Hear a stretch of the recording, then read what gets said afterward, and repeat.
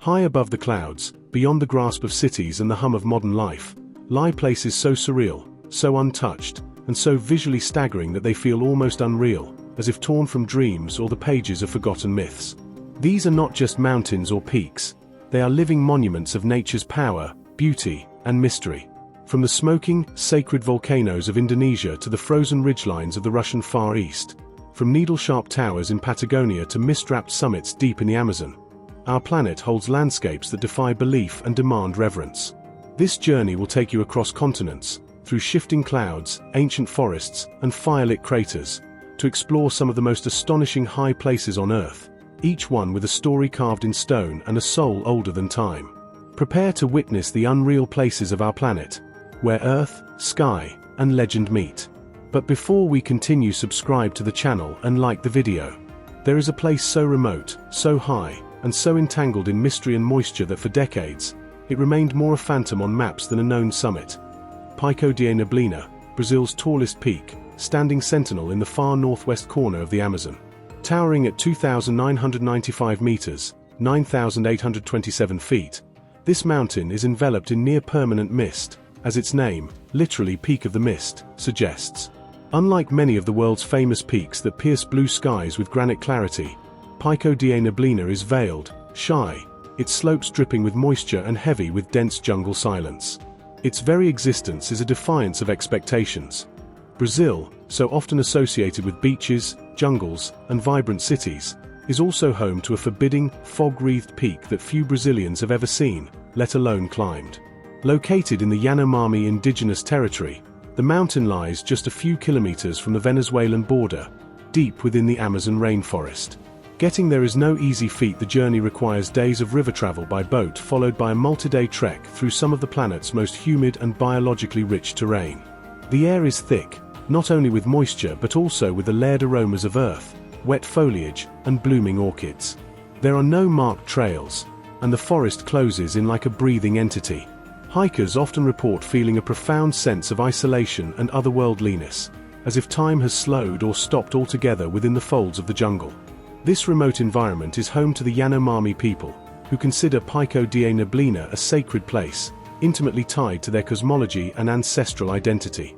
Access to the mountain is controlled not only by the Brazilian Institute of Environment and Renewable Natural Resources, IBAMA, but also by the Yanomami themselves.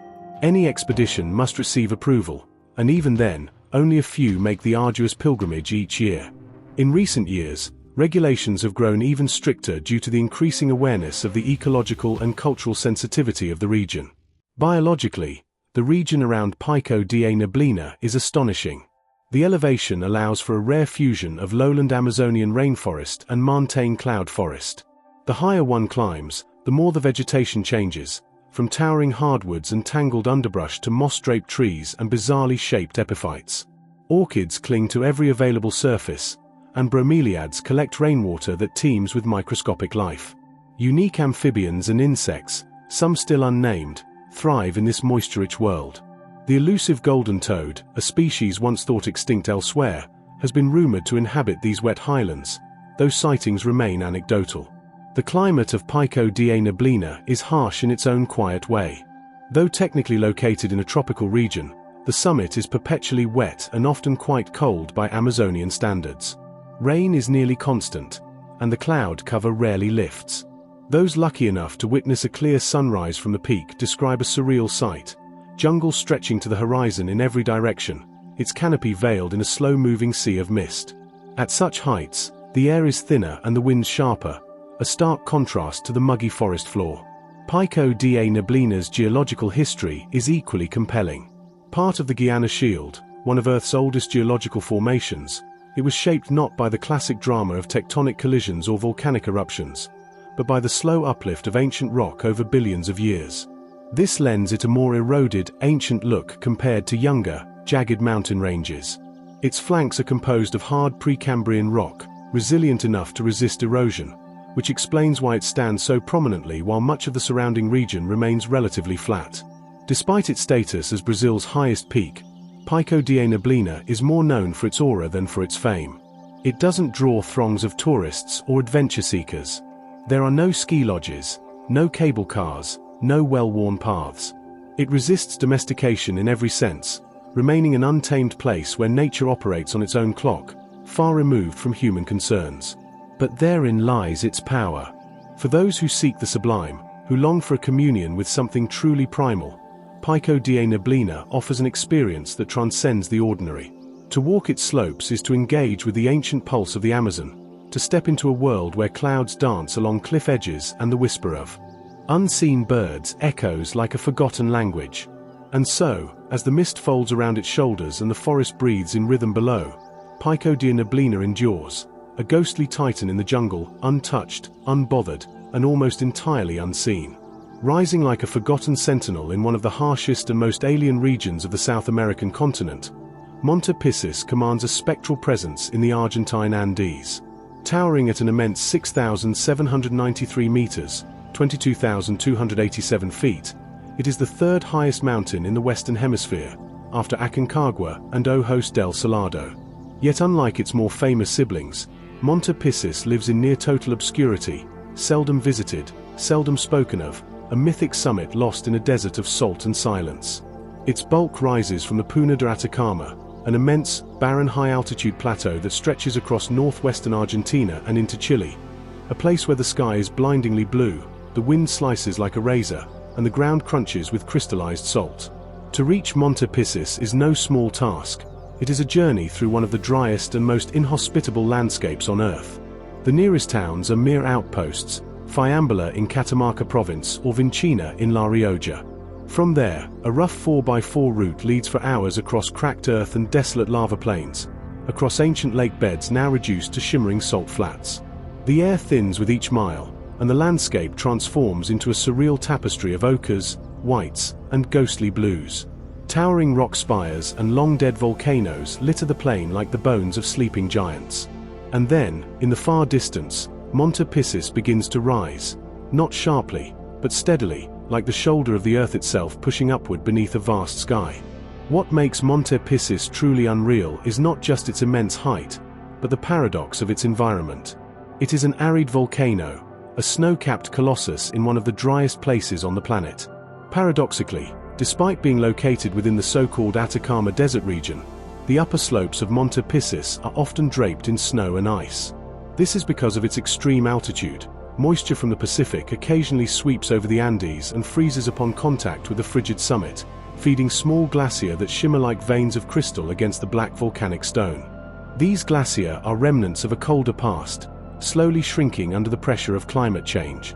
Yet even in their diminished state, they are stunning, ancient, cold, and dangerously beautiful.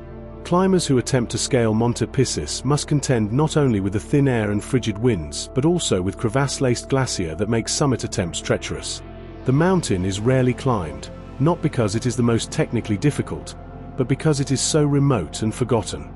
Few guides operate in the area, and rescue or medical help is days away. Geologically, Monte Piscis is part of the Andean Central Volcanic Zone, a region shaped over millions of years by the slow grinding of the Nazca Plate beneath the South American continent. The mountain itself is an extinct stratovolcano, formed during the Pliocene epoch and believed to have last erupted hundreds of thousands of years ago. Since then, wind and time have weathered its flanks into a palette of dark brown and rust-colored ridges. Ash layers, frozen scree, and lava flows remain like scars from the mountain's violent past, whispering tales of magma and flame now long extinguished. The Altiplano around Monte Piscis is equally surreal, a high-altitude desert where life is scarce and every breath feels earned. The Laguna Verde, a mineral-rich green lake just beyond the Chilean border, mirrors the sky with disturbing clarity, bordered by salt crystals that crackle underfoot. Herds of vicuñas, wild relatives of the llama, move silently across the barren land, their golden coats the only warmth in the vast cold. Occasionally, Andean condors glide overhead, their immense wingspans cutting through the wind like silent kites. From a human perspective, the region around Monte Piscis has been all but abandoned by civilization. Ancient Inca trails once crisscrossed the Puna, linking high-altitude ceremonial sites that remain untouched atop windswept ridges and peaks. Archaeologists have discovered offerings of silver, gold, and textiles near the summits of several mountains in this region, leading some to believe Monte Piscis may have once held sacred value. Yet its remoteness likely kept it largely unexplored, even by the Incas, and in modern times, it was not accurately measured until satellite data corrected a long-standing confusion about its true elevation. The environment of Monte Piscis is so extreme that it has been studied by scientists and astrobiologists as an analogue for Martian terrain. Its combination of high elevation, cold temperatures, dry air, and intense ultraviolet radiation make it one of the most Mars-like places on Earth. This has prompted research missions and high-altitude biological studies, searching for extremophile life forms, organisms that thrive in seemingly uninhabitable conditions. If microbes can live here, scientists argue, perhaps they could survive on Mars as well. Yet despite all this, the scientific intrigue, the geological significance, the raw beauty, Monte Piscis remains largely unknown. It is a mountain for the deeply curious, the spiritually hungry, and the profoundly alone. There are no tourist lodges, no celebratory summit photos hung in cafes. Only wind, silence, and space. Those who make the climb often describe it not as a conquest, but as a conversation with the void. From the summit, if the clouds allow, one can see across the Atacama, across salt flats that look like fallen snow, past the rust-colored ribs of nearby volcanoes like Incahuasi and Bonito Chico. The sky feels enormous and close at once, pressing down with infinite clarity. Up there, surrounded by the soundless void, time seems to halt. One feels not victorious, but humbled, reduced to a speck amid the great breadth of the Andes. In a world dominated by accessibility and crowds, Monte Piscis remains a reminder that not everything must be easy or obvious to be magnificent. Some places remain hidden not because they are unworthy, but because they demand reverence, effort, and a certain surrender of ego. Monte Piscis doesn't show itself easily. It doesn't seduce or beckon. It waits. Silent. Vast. Watching. And when the rare traveler arrives, when someone finally stands in its shadow and breathes its razor-thin air, the mountain does not welcome or reject. It simply is, eternal and unchanged, a remnant of a more primal Earth. There are few places on Earth that carry the weight of spiritual narrative, historical legend, and raw natural beauty quite like Mount Sinai, also known as Jebel Musa, in Egypt's Sinai Peninsula. Rising to 2,285 meters, 7,497 feet, it is not the tallest peak in the region, nor is it technically difficult to ascend. Yet despite its modest elevation, Mount Sinai holds a place of towering significance in the cultural and religious imagination of humanity. It is here, according to Judeo-Christian and Islamic tradition, that Moses received the Ten Commandments, a moment that reverberates through the scriptures of billions. But even beyond its scriptural fame, Mount Sinai is a landscape of fierce beauty and haunting stillness, a desert cathedral sculpted by time, wind, and faith. Located in the southern reaches of the Sinai Peninsula, Jebel Musa rises from a rugged granite massif surrounded by scorched wadis and wind-polished cliffs. The landscape is austere, even brutal, but never lifeless. The surrounding desert, a labyrinth of stone valleys and knife-edged ridges, is colored in shades of ochre, sienna, and volcanic black, with occasional tufts of hardy vegetation clinging to cracks in the rock. The mountain itself is composed primarily of pink granite, which glows fiery orange at sunrise and softens to rose and violet at sunset, a visual symphony that leaves many travelers breathless even before they reach the summit. Reaching Mount Sinai typically begins in the town of St. Catherine, home to St. Catherine's Monastery, one of the oldest functioning Christian monasteries in the world. Built in the 6th century by order of the Byzantine Emperor Justinian, the monastery nestles at the base of the mountain, protected by thick stone walls and housing an astonishing collection of manuscripts, icons, and relics. It also marks the start of the traditional pilgrimage route. Pilgrims and travelers from across the world come here not merely to see, but to feel, to climb the path where, legend tells, a prophet walked, to stand where fire and cloud met on a mountaintop, and law was given to man.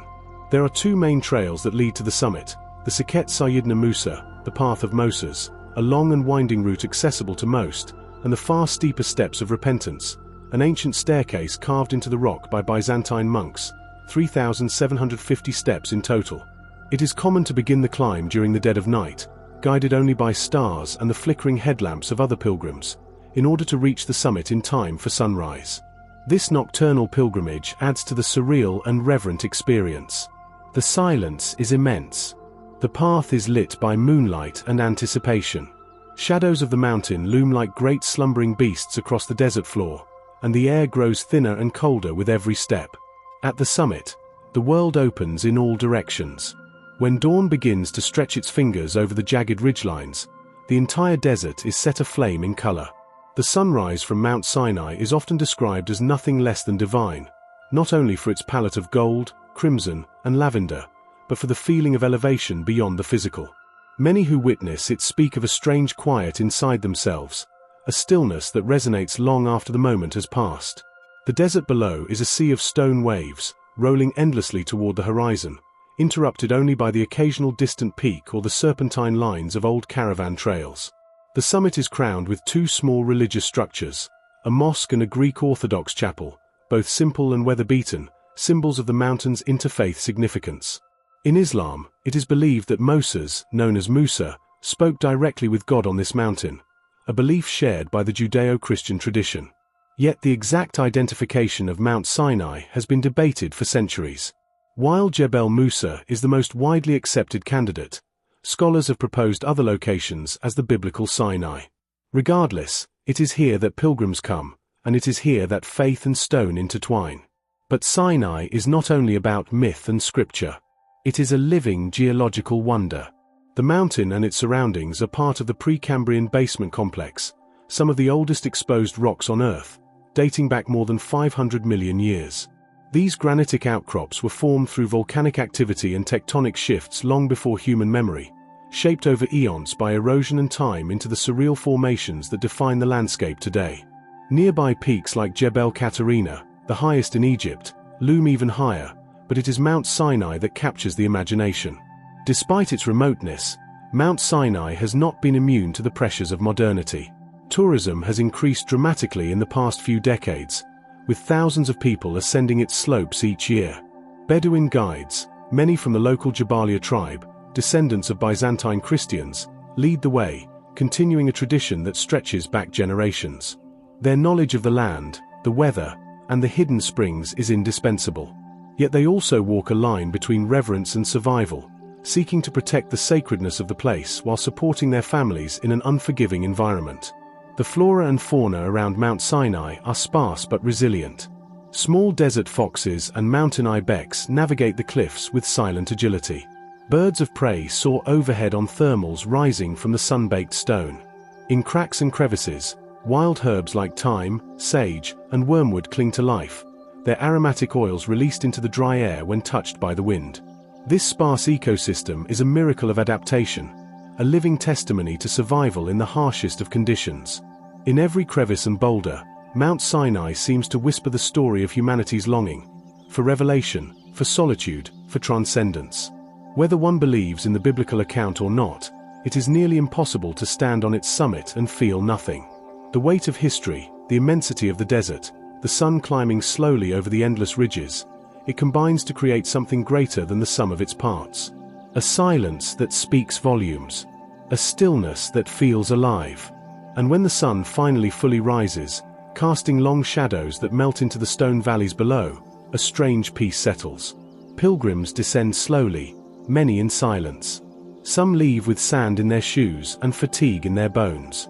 Others leave with tears on their faces.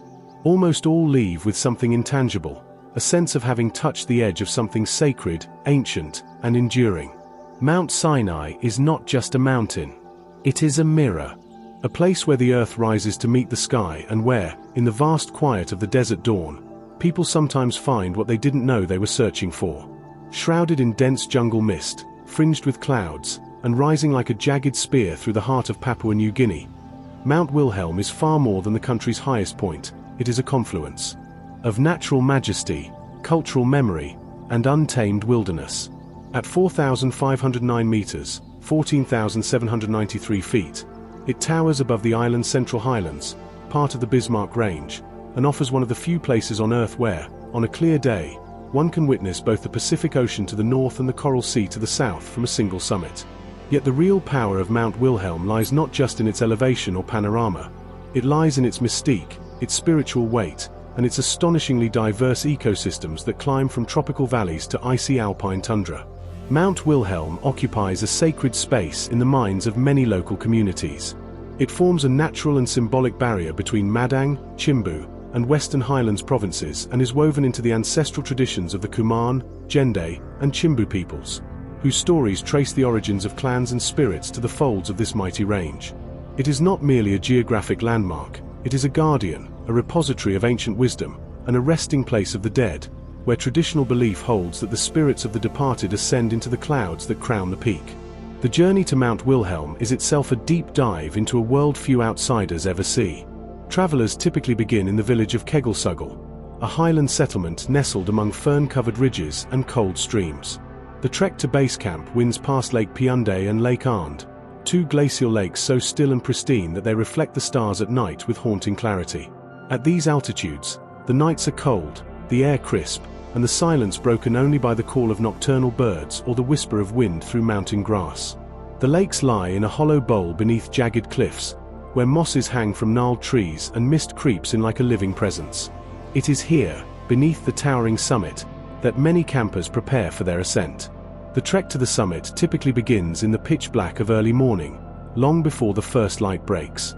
This is to ensure a safe descent during daylight and to experience the awe-inspiring sunrise from above the clouds. The climb is physically demanding but requires no technical mountaineering skills, only stamina, patience, and respect for altitude. The trail snakes through different ecological zones, starting from montane rainforest, rich with orchids, tree ferns, and the calls of bird of paradise, before ascending into cloud forest, where thick moss carpets the ground and every tree is draped in green. The environment becomes increasingly alien and sparse as climbers move above 3,500 meters into the subalpine zone, where grasses replace trees, and only the hardiest shrubs cling to life. Above 4,000 meters, the world changes once again. The landscape becomes lunar, barren, rocky, and swept by icy winds. This is the alpine tundra, a realm of scree slopes, jagged ridgelines, and unexpected patches of frost. Here, the air is thin, and each step feels heavier. Yet the pull of the summit is magnetic, and the reward, profound.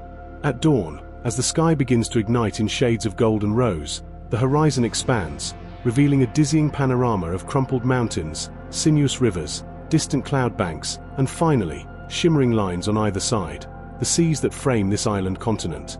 Few places offer such a view. From the top of Mount Wilhelm, the world feels impossibly vast and intimate at once. It is not merely a physical peak, it is a bridge between the known and unknown, the ancient and the eternal. But the mountain is not just a geographic marvel, it is biologically extraordinary. Papua New Guinea is one of the most biodiverse countries on Earth, and the slopes of Mount Wilhelm are home to an astonishing array of flora and fauna. Tree kangaroos, cuscus, and bandicoots roam the lower forests, while hundreds of species of birds, including rare and flamboyant birds of paradise, flit through the canopy. Botanists have catalogued hundreds of endemic plant species, including bizarre carnivorous pitcher plants and tiny alpine flowers that bloom in defiance of the cold. Insects and frogs exist here that have never been found anywhere else, and each expedition into the surrounding ranges uncovers species new to science. Culturally, Mount Wilhelm is deeply rooted in oral history and spiritual connection. Among the local Jende people, the mountain is associated with ancient creation myths and regarded as a sacred site where spirits gather and rest. Traditional taboos govern which areas can be entered, how ceremonies are performed, and even how one should speak while ascending. The belief that the mountain watches over its people is still widely held. Though modern Christianity has taken strong root in many villages, it often overlays, rather than replaces, older beliefs, creating a unique spiritual landscape where the biblical and the ancestral coexist. Yet even in its remote grandeur, Mount Wilhelm is not immune to modern challenges. Climate change has begun to impact its fragile alpine ecosystems, with glacier retreating and weather patterns shifting unpredictably. What were once predictable rainfalls now arrive in erratic bursts, affecting both trekking safety and local agriculture. Invasive species threaten the balance of the native environment, and while tourism is still modest compared to global standards, it is growing, and with it comes pressure on trails, waste management, and cultural respect. Still, Mount Wilhelm remains, for now, astonishingly wild. There are no gondolas, no luxury lodges, no cafes or curated overlooks. Only rugged trails, whispered stories, and the company of the mountain itself. Local guides, often young men from the surrounding villages, carry on the tradition of leading treks up the sacred slopes. Many speak both Talk Pisan and English, and their deep familiarity with the land brings the trek to life in ways no map or GPS could replicate. They point out medicinal plants, explain the names of peaks, and recount ghost stories of travelers who disrespected the mountain and were lost. For those who make the journey, Mount Wilhelm is not just a hike, it is a rite of passage. It tests endurance, yes, but it also demands humility. The mountain does not boast or rage. It looms, silent and ancient, offering its summit only to those willing to move slowly, breathe deeply, and listen. At the top, it is not unusual for climbers to weep. The view, the thinness of the air, the profound stillness, it combines into something otherworldly. The clouds below drift like slow rivers. The wind speaks in long, whispering tones.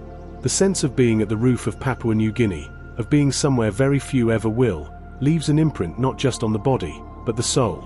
In a world increasingly defined by speed, noise, and artificial wonder, Mount Wilhelm remains one of the rare places where true silence can still be found.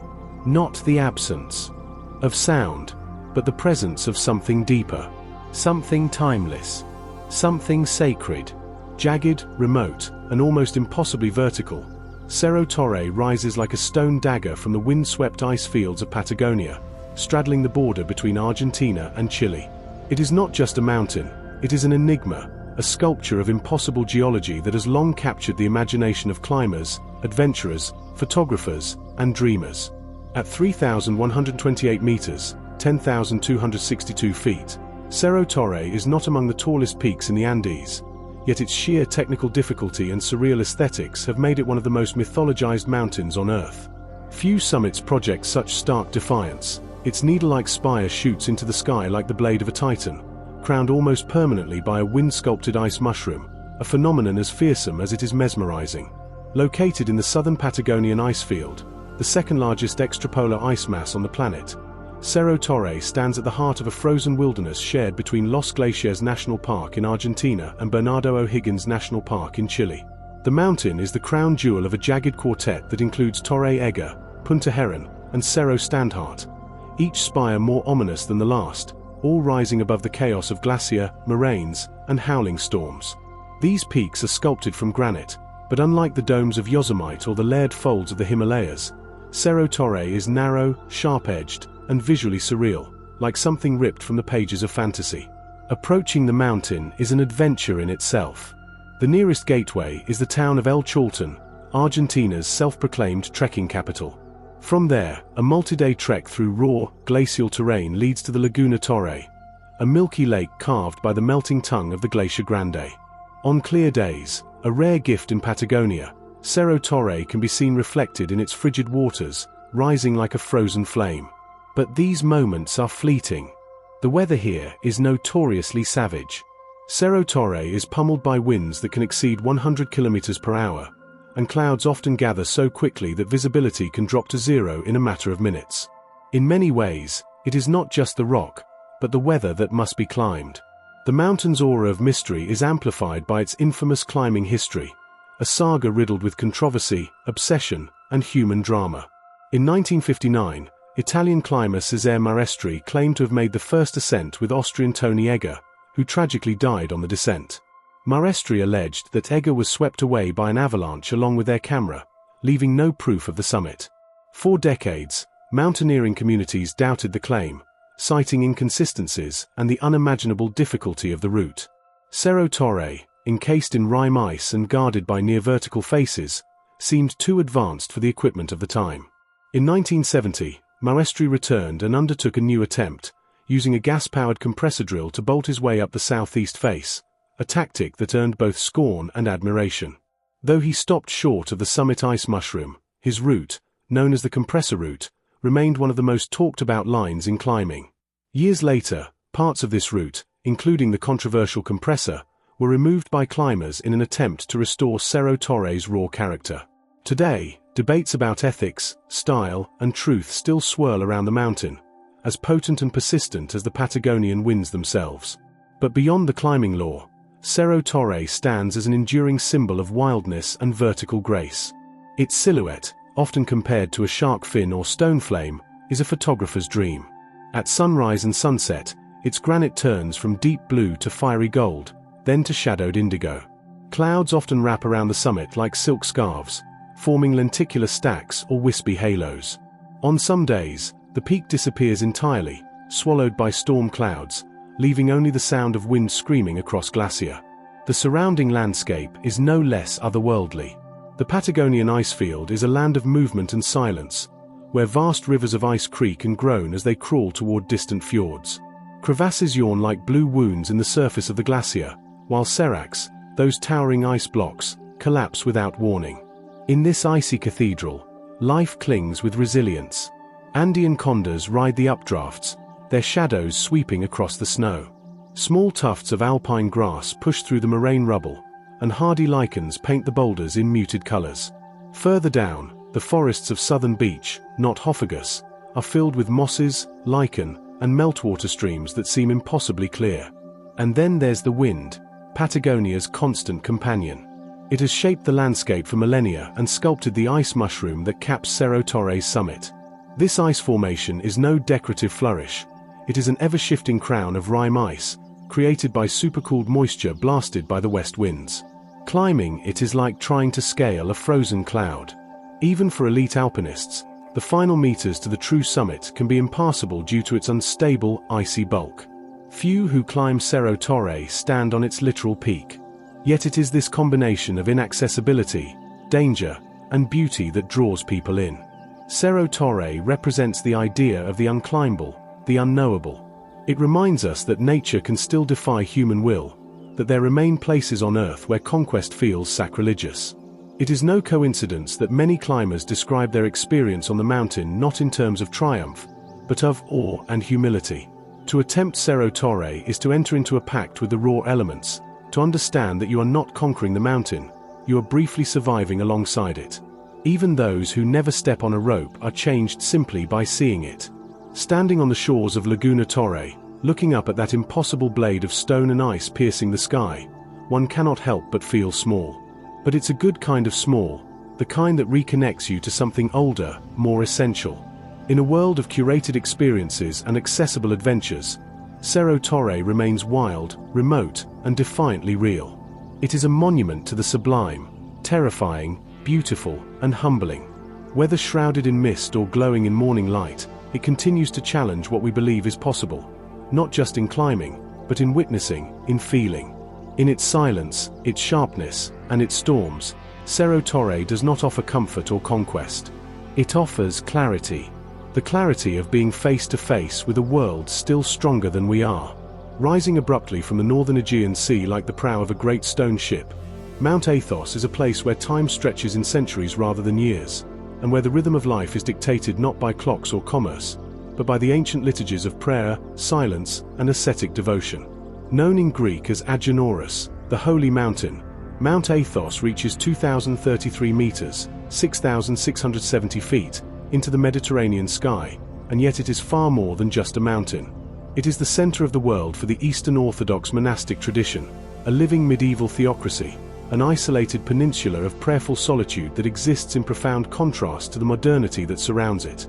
Mount Athos forms the easternmost of the three fingers of the Chalkidiki Peninsula in northeastern Greece. Unlike the nearby resorts and tourist-cluttered beaches of Cassandra and Sithonia, Athos is a realm apart, both geographically and spiritually. Access is tightly controlled, and only men are permitted entry, a monastic restriction known as the Avatun, a millennium-old prohibition that bars all women, and even female animals, from stepping foot on its sacred soil. Even men who wish to visit must apply for a special permit called a diamonitarian, and only a limited number are issued each day. For the uninitiated, Mount Athos is the most inaccessible open place in Europe, walled not by stone, but by time, tradition, and intentional seclusion. The entire 335 square kilometer peninsula functions as an autonomous monastic republic under Greek sovereignty, but governed by its own internal council of abbots and monks. 20 official monasteries, supported by smaller skeets and hermitages, form a constellation of spiritual outposts that have existed for over 1,000 years. Their stone walls cling to sea cliffs, perch atop ridges, and hide within forested ravines.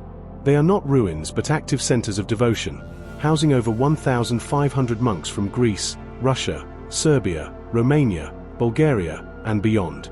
These communities live without money, without noise, and in many cases without electricity, devoting their lives entirely to prayer, labor, and solitude. Mount Athos has been inhabited by Christian monks since at least the 9th century, though legends claim that the Virgin Mary herself once landed on the peninsula during a storm and blessed it as her earthly garden.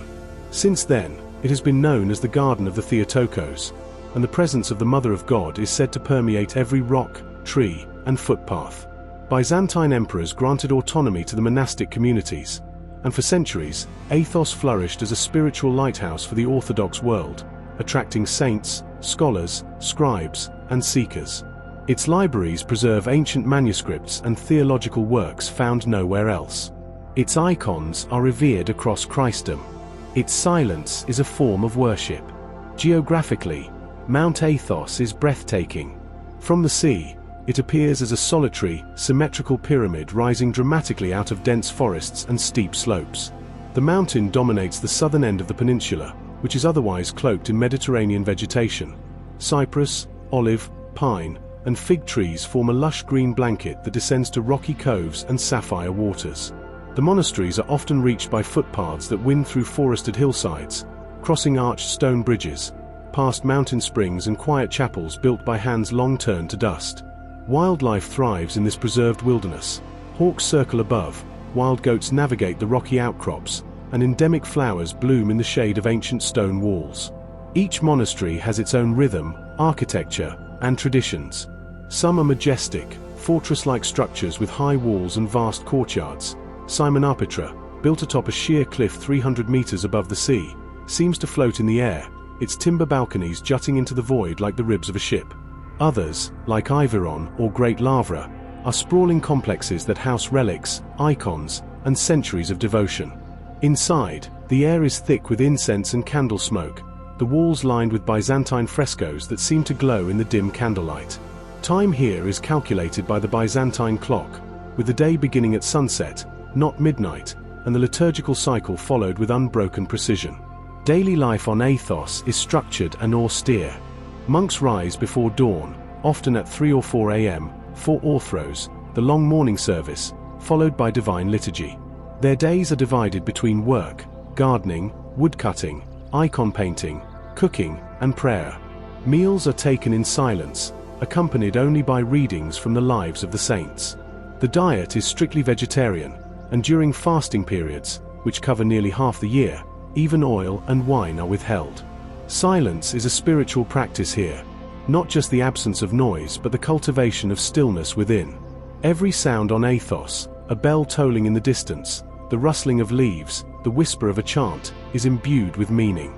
And yet, within this world of solitude, there is an undercurrent of hospitality.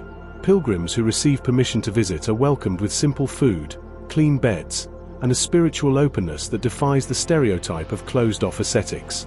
Many visitors report profound experiences, moments of clarity, peace, or transformation, while walking the ancient footpaths or kneeling in the flickering light of a chapel deep in the hills. Others come not for religious reasons but for the landscape, the art, or the sense of touching something untainted by modernity. But Mount Athos is not frozen in time, it is timeless. There is no Wi-Fi, no cell towers, no digital hum. Yet its relevance endures.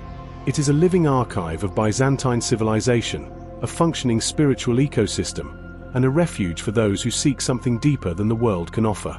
In a world obsessed with speed, connectivity, and consumption, Athos stands as a counter-testament, a place that speaks not through noise, but through its absence. Even the ascent of the mountain itself, a trail rising from the coastal monastery of Aju Pavlu to the summit, is a kind of pilgrimage. The trail winds upward through cedar forests and open meadows until trees give way to stone and sky. Near the summit stands a small white chapel dedicated to the Transfiguration, perched above the clouds. From here, on a clear day, one can see across the Aegean, to the Isles of Thasos, Samothrace, and even, faintly, to the mountains of Asia Minor. And yet, more than the view, it is the silence that leaves an impression. A deep, ringing silence, as if the world had been reduced to its essence: sky, stone, spirit. Mount Athos is not for everyone. It does not seek popularity or approval. It does not advertise, accommodate, or conform. It simply is, unmoved, unmodern, and utterly real. For over 1,000 years, it has stood as a sanctuary from the noise of the world, and even now, as satellites pass overhead and distant wars rage, it continues its ancient rhythm. Bells toll, candles flicker, and prayers rise, soft, unbroken, and eternal. Shrouded in dense cloud forests and surrounded by some of the most biologically rich ecosystems on the planet, Mount Arfak rises like a green fortress in the highlands of West Papua, Indonesia. Though relatively modest in elevation, standing at 2,955 meters, 9,695 feet, its significance far outweighs its height. Mount Arfak is not only the highest peak in West Papua's Vogelkop Peninsula, the bird's head of New Guinea, but also one of the world's great biological treasure troves, home to endemic species found nowhere else on Earth. It is a realm of mist-draped ridges, strange birds, glowing insects, and ancient cultural practices, untouched by mass tourism, underrepresented in global consciousness, and yet utterly extraordinary in its reality. To approach Mount Arfak is to leave behind the modern world almost entirely. The closest urban center is the coastal city of Manokwari, which faces the turquoise waters of Dor Bay and serves as the gateway to the Arfak Mountains. From there, travelers must ascend via rugged mountain roads, often unpaved, rain-slicked, and winding, toward the villages nestled high in the jungle-cloaked slopes. These villages, inhabited primarily by Arfak tribal communities, operate at a different pace. Subsistence farming, storytelling, traditional rituals, and an intimate knowledge of the natural world define daily life. Here, people speak indigenous Papuan dialects, and their spiritual beliefs are deeply connected to the land, the forest, and the sky above the mountains. The journey to the summit typically begins near Angi Lakes, two mirror-like alpine lakes, Lake Angi Giji and Lake Angi Gita, set in a high-altitude valley framed by rolling green hills and steep jungle-covered ridges.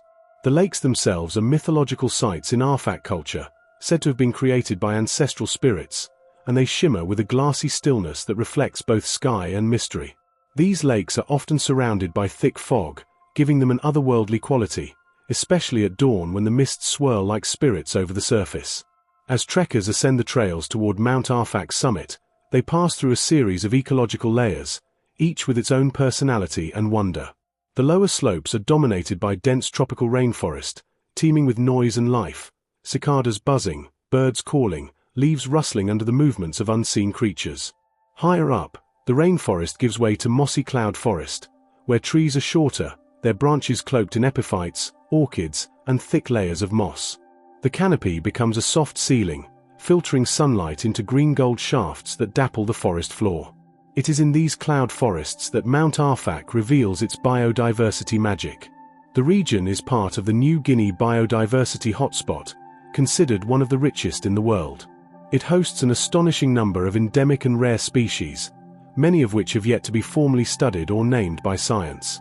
Perhaps the most famous among them are the birds of paradise, including the western parrotsia, known for its hypnotic courtship dance in which the male transforms into a black oval of shifting feathers, bouncing rhythmically before the female with flared plumes and a crown of iridescent wires. Even more astonishing are the creatures of the forest floor and understory. Bioluminescent fungi, giant stick insects, and brilliantly colored butterflies drift like shards of stained glass between ferns. Tiny mammals, including rare marsupials and tree-dwelling rodents, hide in the branches, while the ground is patrolled by a riot of ants, beetles, and spiders, many found nowhere else on Earth.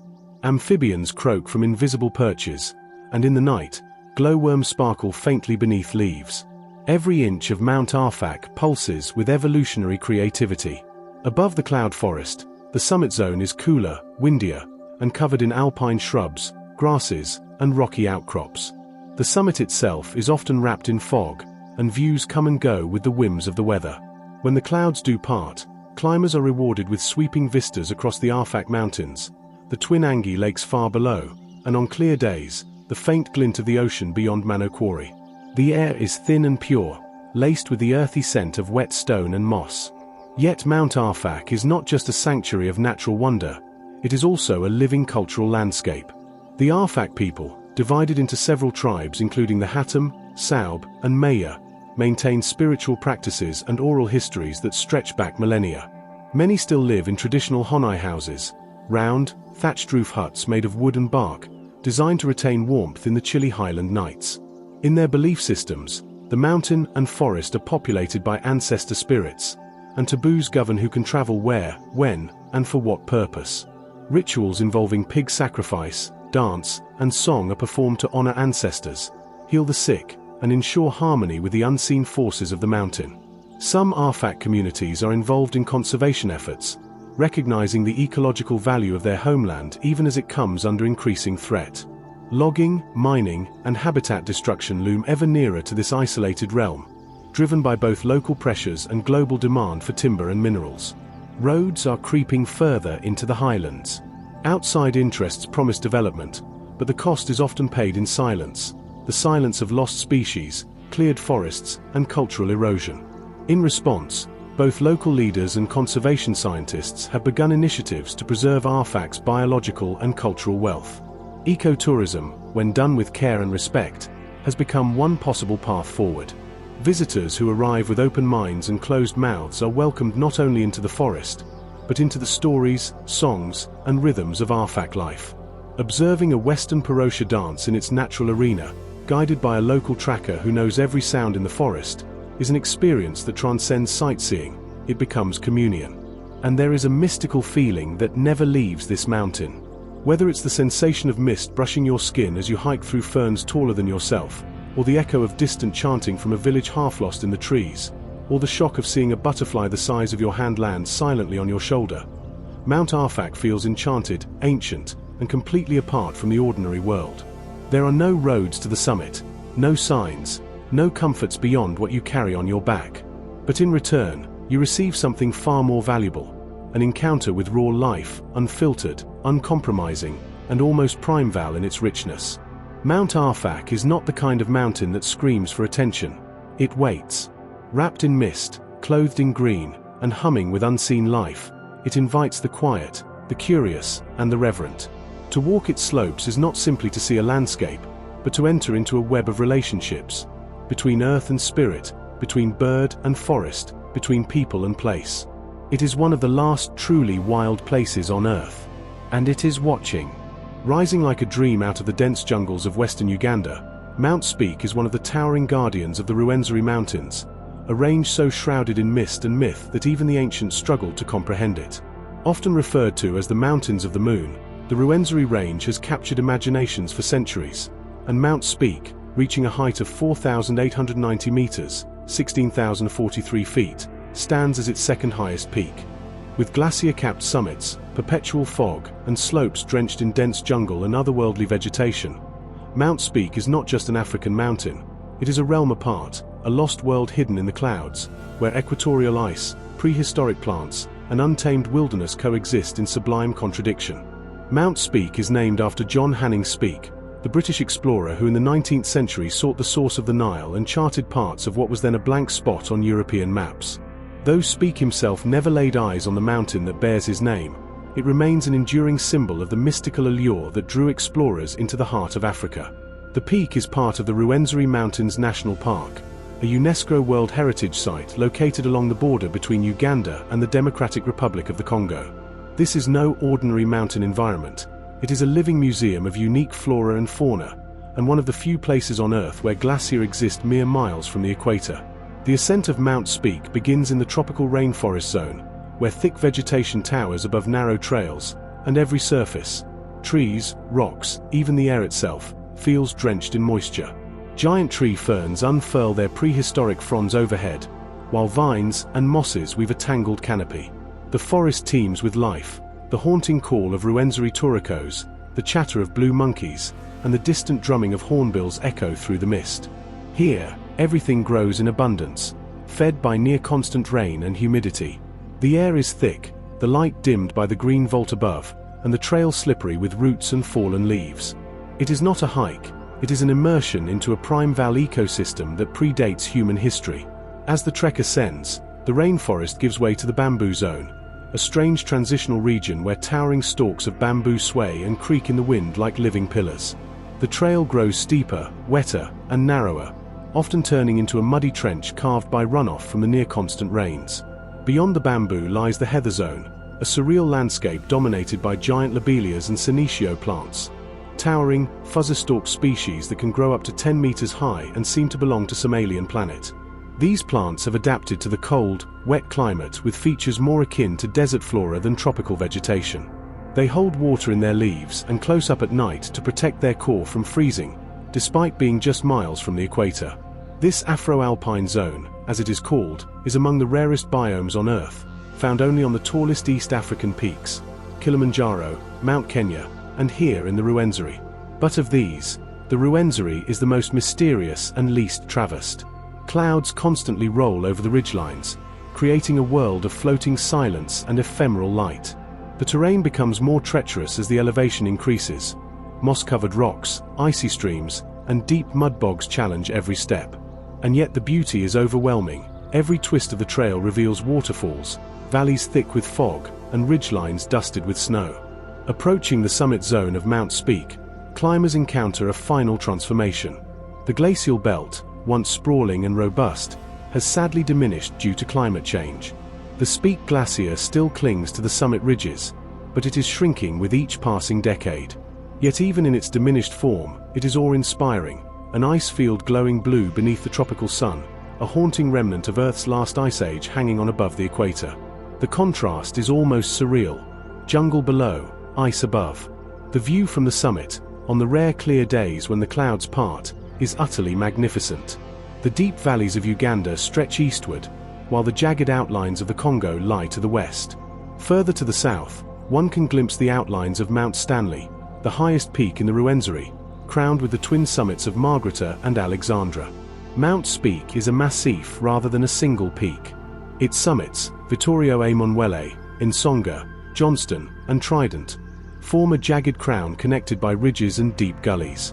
Most ascents target Vittorio Emanuele Peak, the highest point, typically reached after navigating the Bukarungu Valley and a series of boggy plateaus. The ridges are narrow and exposed, often slippery with moss or dusted with frost, and require careful negotiation. Though not as technically difficult as some peaks, the challenge of Mount Speke lies in its remoteness, unpredictable weather, and grueling terrain. But Mount Speke is not merely a physical challenge, it is a spiritual one. For the local Bakonzo people, the mountain range is sacred. They believe the Ruwenzori is the home of Kitasamba, a powerful mountain god, and the source of water, life, and ancestral spirits. Rituals are still conducted by tribal elders, and taboos about who can ascend the peaks persist. The Bakonzo's deep ecological knowledge has helped protect the mountain's fragile ecosystems for generations. They view the glacier not only as water sources but as spiritual reservoirs, living beings in their own right. Despite its grandeur, Mount Speke remains relatively unknown to the world at large. Unlike Kilimanjaro or Mount Kenya, it is rarely advertised, and few venture into its misty labyrinth. But for those who do, the rewards are immense: solitude, mystery, and a kind of natural poetry that exists nowhere else. The Ruwenzori Mountains, and Mount Speke in particular, are one of Africa's last wild frontiers, largely untouched by roads, resorts, or crowds. And it is this wildness, this sense of entering a realm untouched by time, that defines the experience. One does not merely visit Mount Speke, one enters into it, steps behind the veil of cloud and vine, into a world where the rules of temperature, altitude, and life itself have been rewritten. It is a place where glaciers sigh in the equatorial sun, where giant lobelias lean like sentinels over ancient trails, and where silence is not an absence, but a presence. Mount Speke is not for the casual traveler. It demands effort, respect, and a willingness to let go of comfort and control. But in return, it offers one of the rarest things left on Earth, a true encounter with the untamed, the sacred, and the sublime. Amid the vast, ochre-toned expanse of Australia's red centre, far from the coastlines and rainforests that often define the continent's natural identity, Mount Zale rises quietly but resolutely as the highest peak in Australia's interior, standing at 1,531 metres, 5,023 feet. Located within the West Macdonnell Ranges in the remote wilderness of the Northern Territory, Mount Zale, known by its Western Arrernte name, Yolavik, is a mountain of silence, sunburnt stone, and spiritual resonance, set against one of the world's oldest and most geologically stable landscapes. Unlike the snow-capped drama of alpine ranges or the lush cloaks of tropical peaks, Mount Zale is a study in austerity and resilience. It doesn't pierce the sky with jagged ice but rather rises in stoic grandeur from a sea of rust-red ridgelines, its flanks eroded by time and weathered into rolling stone shoulders streaked with ochres, browns, and the silvery grey-green of hardy desert vegetation. The West Macdonnell Ranges, formed over 300 million years ago, stretch like a stone spine across central Australia, with Mount Zale reigning as their most elevated, but also one of their most elusive, summits. Reaching Mount Zale is no casual endeavour. There are no tourist trams, scenic cable cars, or even marked public trails to the summit. In fact, very few people ever climb it, despite its prominence. The access routes are rough and remote, with no formal hiking infrastructure. One must first travel west of Alice Springs, deep into the arid outback, where the landscape gradually sheds the familiar and becomes an open canvas of spinifex grass, dry creek beds, and craggy rock escarpments. In this region, distance and remoteness are defining elements. Everything takes longer, feels further, and demands more of the body and mind. The nearest community is the remote Aboriginal settlement of Interia, Hermansburg, or the sparse cattle stations that dot the landscape. From these outposts, 4WD tracks and indistinct bush routes lead adventurous trekkers to the base of Mount Zale. Here, amid the rocky valleys and dry gullies, the climb begins. The terrain is harsh and unmarked, demanding navigation skills, preparation, and respect for the land. There are no water sources on the mountain, and the sun, even in the early hours, radiates a dry, punishing heat that can quickly drain the unprepared. Yet despite, or because of, its difficulty, Mount Zale offers one of the purest outback wilderness experiences in the country. The climb involves long stretches of scrambling over loose shale, winding through gullies choked with spinifex, and ascending steep ridges under an endless sky. The vegetation is sparse and hardy. Ghost gums, grevilleas, desert oaks, and cassia shrubs cling to the hillsides, their twisted forms shaped by fire, wind, and drought.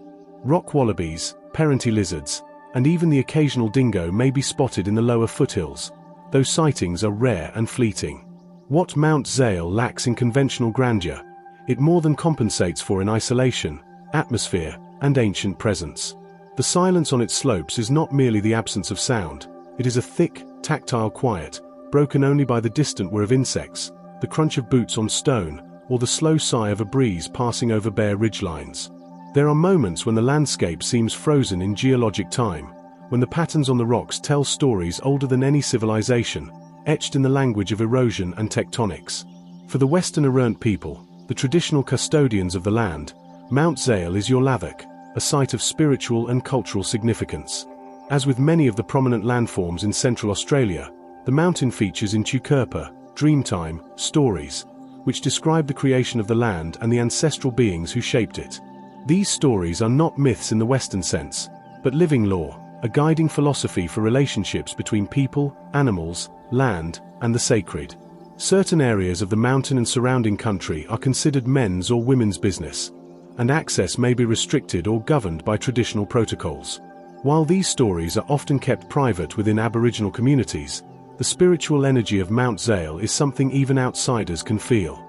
It emanates from the stillness, from the way the mountain commands the landscape without dominating it. Its summit, when finally reached, is not marked by signs or railings but by a solitary cairn of stones and the immense, uninterrupted view in every direction. From here, the Macdonnell Ranges unfurl in sinuous waves, broken occasionally by gorges and gaps, Ormiston Gorge, Serpentine Gorge, and the sacred Glen Helen Gorge, places of extraordinary natural beauty and indigenous reverence. On clear days, which are common, the sky forms a perfect dome of cobalt blue, so vast and uninterrupted that it alters your sense of scale. The light is sharp and clean, illuminating the subtle textures of the rock, the fractured quartzite layers, the lichen-covered boulders, the striated escarpments baked by 100,000 sunrises. At night, Mount Zale becomes a stargazer's paradise. The lack of light pollution in this remote region reveals the full glory of the Milky Way, stretching from horizon to horizon in a display of celestial brilliance that feels almost overwhelming. Shooting stars and satellites streak across the night, and the Southern Cross shines like a compass above the world's sleeping heart. But Mount Zale is also fragile. Like much of the Australian outback, its ecosystem is vulnerable to the slow encroachments of climate change, invasive species, and fire mismanagement. The hardiness of its plants and animals masks a delicate balance. Conservation efforts in the Chiricha West MacDonnell National Park aim to preserve this ancient wilderness, but the mountain itself, being outside the most protected core zones, relies more on its inaccessibility than official oversight to remain untouched. Few people know Mount Zale. Fewer still have stood upon its summit. Yet it represents something profound in the Australian imagination, a reminder that the interior of the continent is not empty, but full of stories, memory, and quiet grandeur. It offers a kind of beauty that reveals itself slowly, subtly, like an old song hummed under the breath of the land. To walk in its shadow is to walk with ghosts, not haunting specters, but the echoes of dreamtime beings, of errant ancestors, of long-vanished megafauna and wind-scarred eons. And at its peak, one stands not at the top of a mere hill, but at a vantage point over the soul of a continent, timeless, sunburnt, enduring. Mount Zale is not loud. It does not demand attention. But for those who make the effort to know it, it gives something permanent in return, the kind of understanding that only the oldest landscapes can impart. Rising like a beacon above the picturesque town of Coron on Busuanga Island in the northern reaches of Palawan, Philippines, Mount Tapias is a summit not defined by immense altitude or remote wilderness, but by its sweeping views, cultural symbolism, and its accessibility to those in search of beauty and contemplation. At a modest elevation of around 210 meters, 689 feet, Mount Tapias is by no means among the world's towering peaks, but what it lacks in height, it more than makes up for in panoramic grandeur, offering one of the most iconic viewpoints in the Philippines, and perhaps the most intimate window into the limestone-laced wonderland of Coron. Mount Tapias is not located on Coron Island itself, but rather in the town of Coron proper, which sits across the channel on Busuanga Island, the largest island in the Calamian group. The name Tapias comes from the local Tagalog term for cut or chipped, possibly referencing the way the mountain's profile appears as though it has been carved or flattened on one side.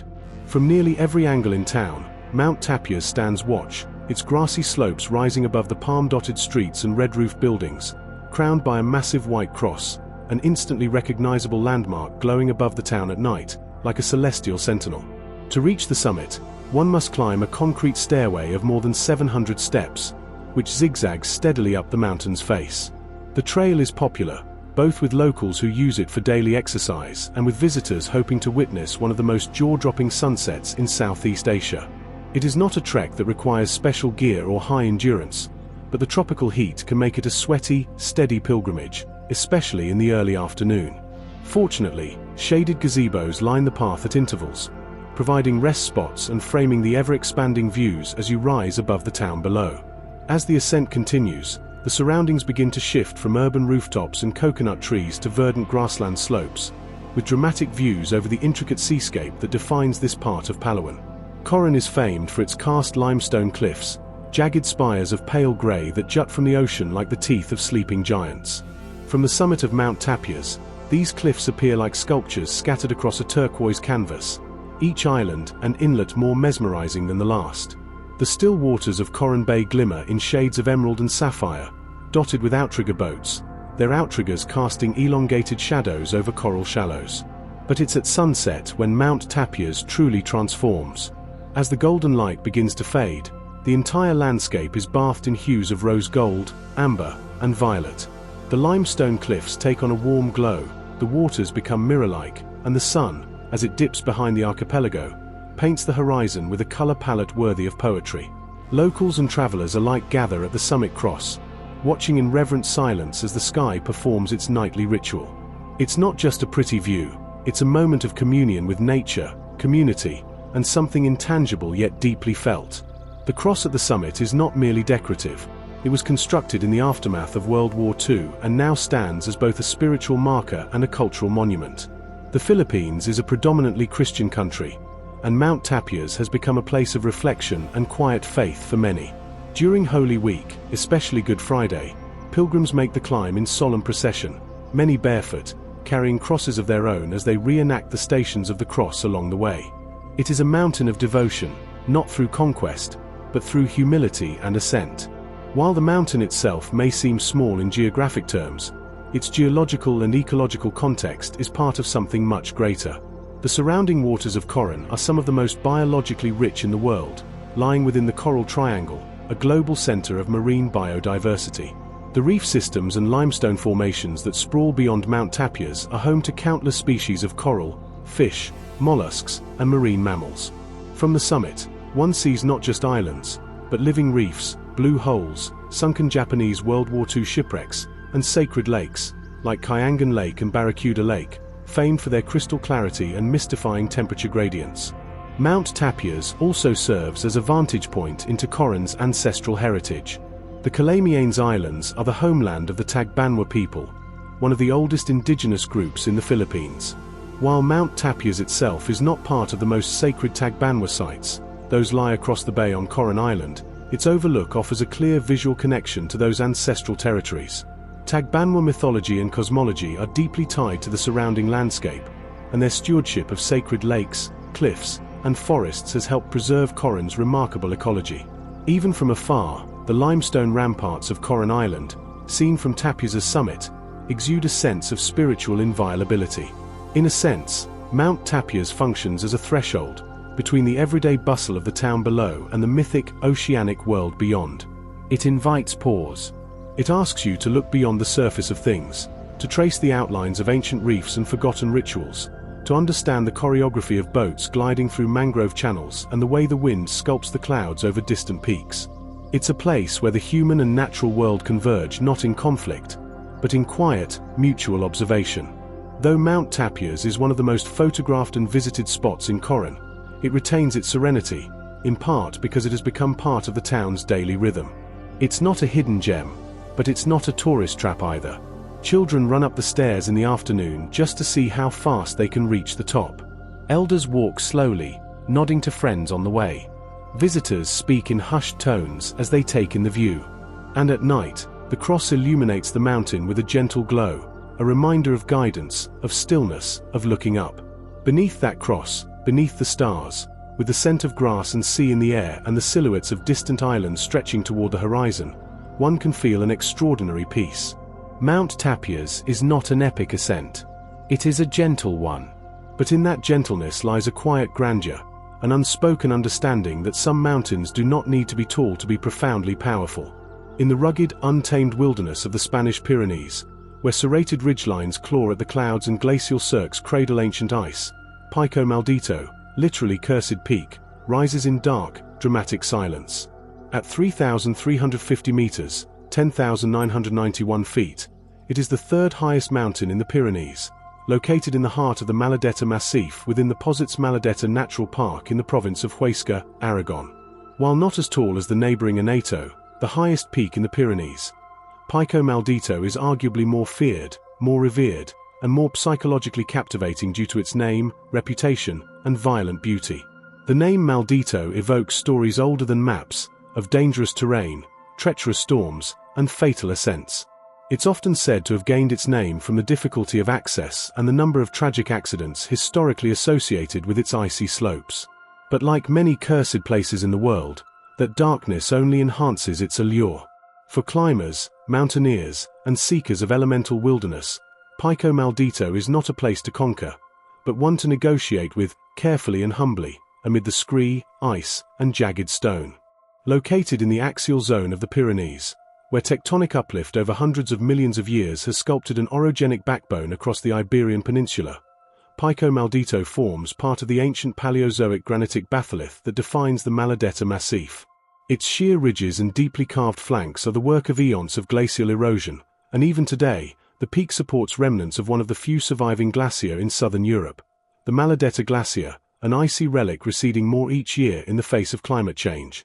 It is this intersection of rock and ice, of alpine silence and storm, that gives Pico Maldito its legendary personality.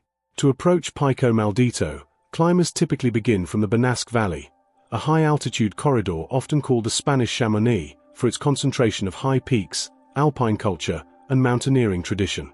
The valley floor is dotted with stone villages, Romanesque chapels, and alpine pastures grazed by sheep and cattle, but the mood quickly changes as you ascend into the Maladeta Massif. The route begins near the La Biserta parking area, with trails leading toward the Refugio de la Inclusa, a high mountain hut that serves as a base camp for climbers targeting Aneto, Maladeta, or Maldito. From here, the ascent becomes increasingly technical and exposed. The route involves navigating boulder-strewn moraines, steep granite slabs, and eventually the icy remnants of the Glacier de Maladetta, where crampons and ice axes become necessary even in the warmer months. While the glacier has shrunk dramatically in the past century, it still presents real hazards: crevasses, unstable seracs, and shifting meltwater beneath the surface. The most popular route to the summit is via the Collado de Coronas, a narrow saddle that separates Maldito from the Aneto Massif, followed by a Class 3 or 4 scramble along exposed ridges and knife-edge arêtes. The final push to the summit requires balance, strength, and mental clarity. The granite here is fractured and sharp, and the wind, funneled through the high passes, can arrive without warning. The exposure is real. On some sections, a single misstep would mean a sheer drop into the glacier basin below. And yet, for those who persist, the summit rewards are extraordinary. On a clear day, you can see the entire Maladetta Ridge stretching out in jagged succession. Aneto, Pico del Medio, Punta Astorg, and others, forming a spiny dragon's back above the clouds. To the north, across the French border, lie the distant peaks of Vignomale, Belatus, and Monte Perdido, while to the south, the lowlands of Aragon shimmer in a heat haze. But the power of Pico Maldito is not simply in its difficulty or elevation, it's in its atmosphere. The peak seems to exude a kind of grim nobility, a defiance carved in stone. The jagged cornices, icy couloirs, and shadowed cirques form a visual vocabulary of menace and majesty. When clouds gather, as they often do, the mountain seems to disappear into a realm of grey oblivion, its summit veiled, its slopes whispering cold warnings. Thunderstorms sweep through with elemental fury, and the winds howl like voices of the past, of shepherds lost in fog, of climbers turned back by avalanche or injury.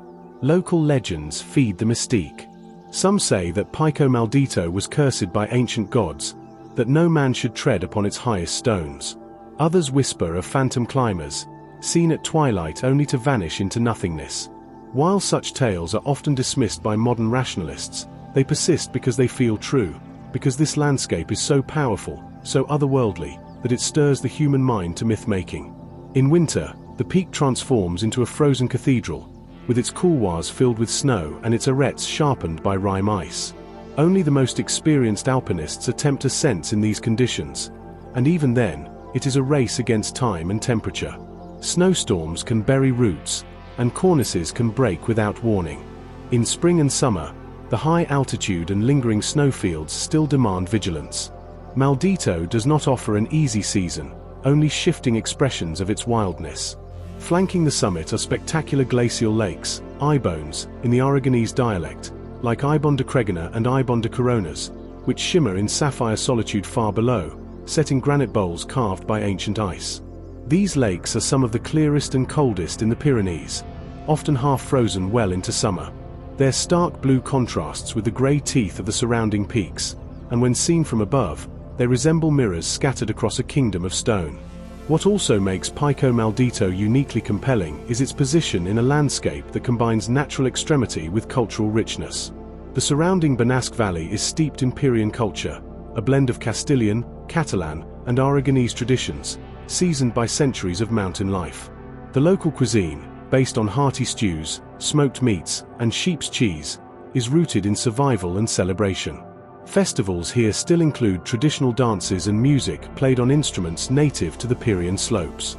And throughout the region, ancient churches and hermitages nestle into hillsides, many built by monks who saw these mountains as sanctuaries from the world below. Pico Maldito is not the highest, the most accessible, or the most photographed mountain in Europe. It does not cater to casual tourists or Instagram adventurers. It asks something deeper from its visitors: endurance, yes, but also humility, awareness, and a willingness to face the elemental. To ascend Maldito is to move through deep time, to place your hands on stone polished by wind and ice over eons, to breathe air thinned by altitude and thickened by myth. There is something profoundly cleansing about standing on such a peak, cleansing in the way that hardship purifies, that cold sobers, that awe quiets the mind. The curse of Pico Maldito, if it exists at all, is not misfortune, but the impossible to shake longing to return, once you've felt its silence settle into your bones. In the far-flung, forested borderlands of West Africa, where the nations of Guinea, Liberia, and Côte d'Ivoire converge, rises a mountain so biologically rich and ecologically unique that it has earned the status of a UNESCO World Heritage Site and remains a vital reservoir of biodiversity and cultural heritage, Mount Nimba. At 1,752 meters, 5,748 feet, it is the highest peak in both Guinea and Côte d'Ivoire, yet its true importance lies not in its altitude but in the astonishing variety of life it shelters and the mosaic of ecosystems it hosts: rainforest, grassland, savanna, cloud forest, and montane habitats all interwoven within a single massif. Mount Nimba is not just a mountain, it is a biosphere, a living archive of evolution, where species thrive that exist nowhere else on Earth. The Mount Nimba Strict Nature Reserve, which spans all three countries, protects a stretch of land often called the African Galapagos due to its wealth of endemic flora and fauna, its geological antiquity, and its relative isolation from the surrounding lowlands. Despite being lesser known than other biodiversity hotspots, Mount Nimba holds extraordinary global significance for science, conservation, and cultural memory. Approaching the mountain from any direction is an adventure in itself. The surrounding regions are remote, often poorly connected by infrastructure, and heavily forested. On the Guinean side, the town of Yekapa, nestled in the foothills, acts as a gateway to the massif. Once a thriving mining town during the mid-20th century iron ore boom, Yekapa today is a shadow of its former self, a place where the skeletons of old machinery rust beneath the jungle canopy, and where villagers live amid the echoes of colonial-era industry. The mountain itself looms to the southeast, an elongated, undulating ridge often wrapped in fog and low-hanging clouds, its summit bare in some places, but mostly cloaked in green. The landscape of Mount Nimba is unlike any other in the region. Its geological foundation is made of Precambrian rock, shaped by ancient tectonic forces that uplifted the mountain long before the Sahara existed in its present form. The result is a chain of ridges and valleys that, though relatively low in altitude by world standards, rise sharply above the surrounding plains, creating dramatic escarpments, knife-edge ridgelines, and hidden ravines carved by centuries of rainfall and erosion. The microclimates produced by this topography are the key to Mount Nimba's remarkable ecological diversity. The lower slopes are dominated by lowland tropical rainforest, rich with towering trees, lianas, orchids, and ferns. These forests are thick and humid, filled with the hoots of colobus monkeys, the calls of hornbills, and the rustle of duikers darting through the underbrush. As you ascend, the environment shifts quickly to montane forest, then to cloud forest, and finally to high-altitude grasslands and rocky savanna. Each level of elevation harbors a completely different ecosystem, and each has been shaped by millennia of isolation and environmental flux. It is in these transitions, from forest to savanna, from mist to sun, that Mount Nimba reveals its most famous inhabitants. Among them is the legendary Nimba viviparous toad, Nimbaphronards occidentalis, a species so unique that it is the only known viviparous toad in the world, giving birth to live young instead of laying eggs. This tiny, unassuming amphibian, no more than a few centimeters long, lives in the highland grasslands and is entirely endemic to Mount Nimba. Its fragile existence, so delicately tied to the mossy soils and specific humidity levels of the mountain's upper slopes, has made it a symbol of ecological fragility and resilience.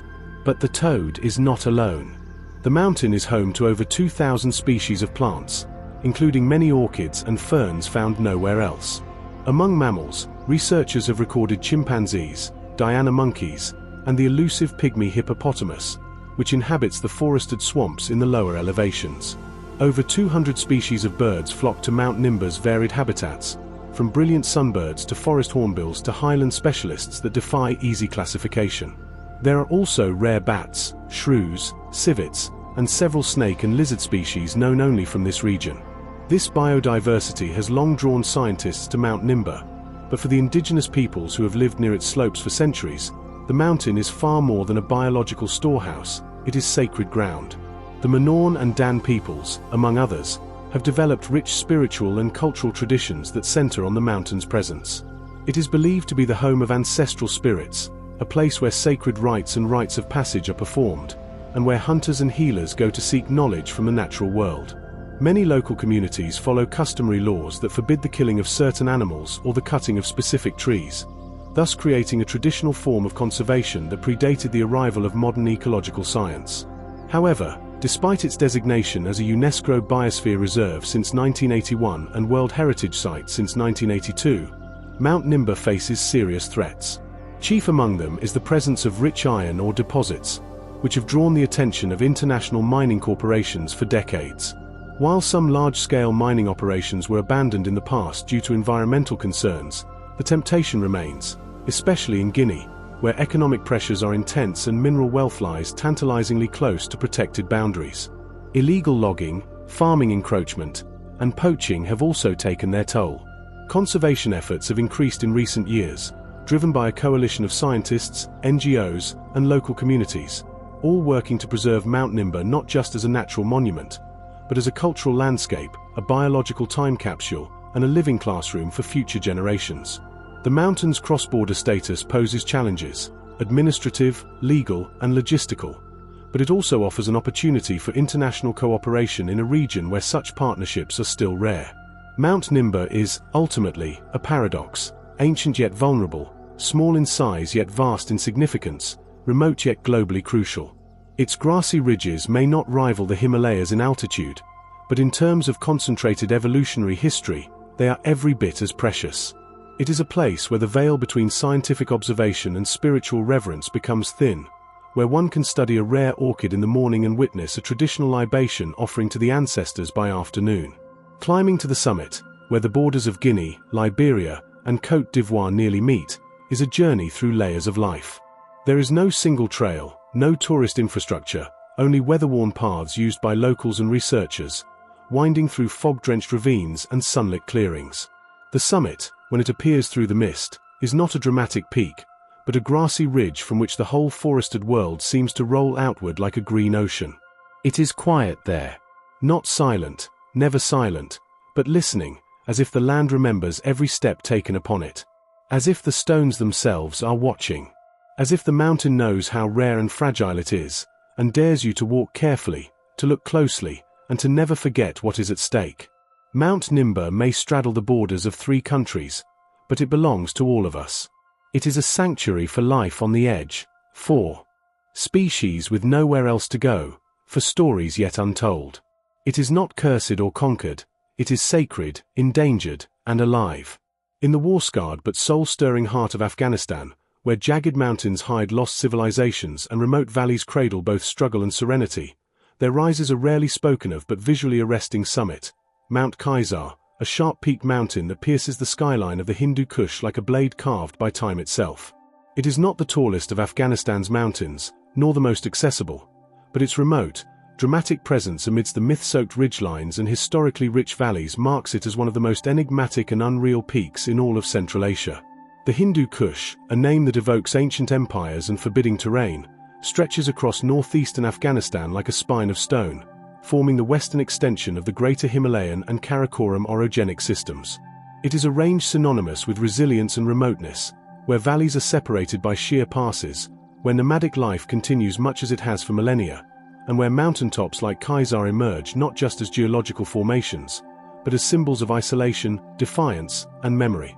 Mount Kaisar lies in northwestern Afghanistan, within the Faryab province, a region less frequented by travelers but steeped in a deep cultural and ethnic mosaic, a land where Turkmen, Uzbek, Tajik, and Pashtun identities intersect, and where the mountain serves as a sentinel over a patchwork of villages, valleys, and desert escarpments.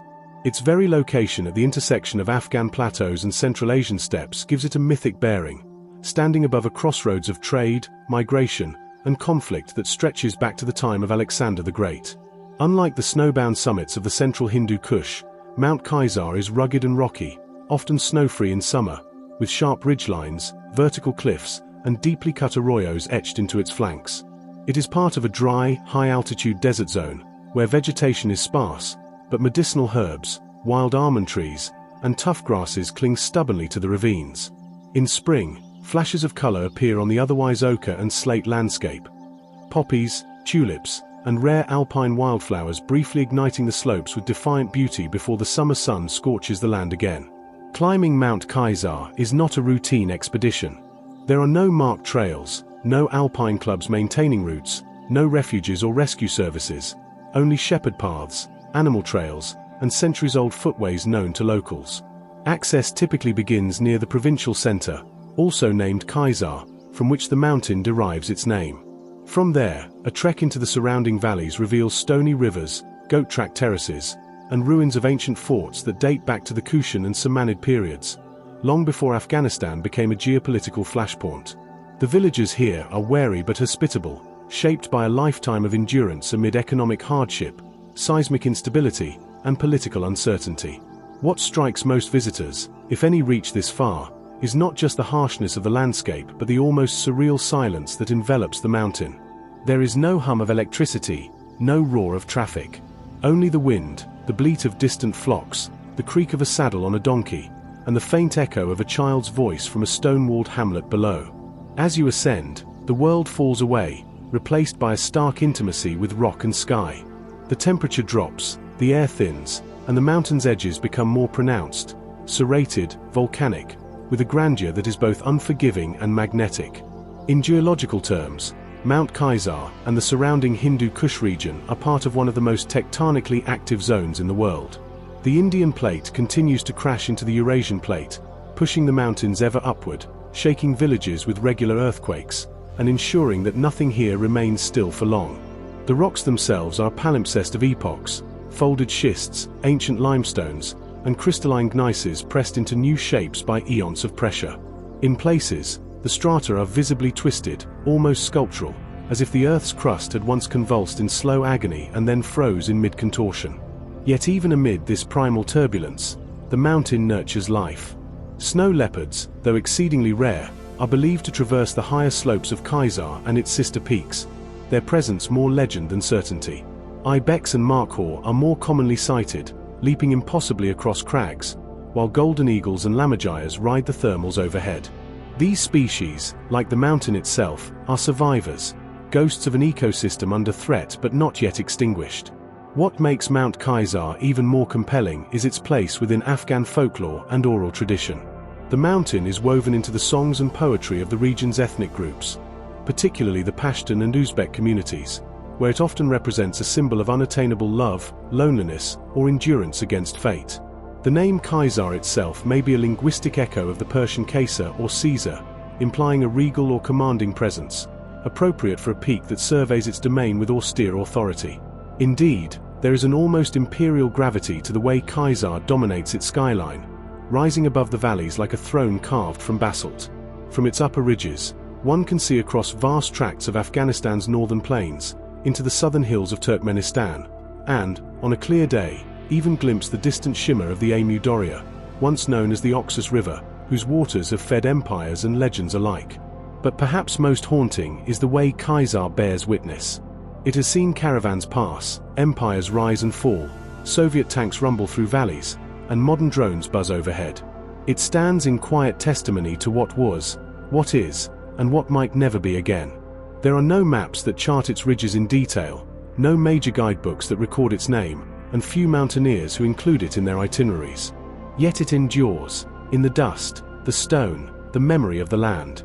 To climb it is to step not just into nature, but into history, myth, and ongoing uncertainty.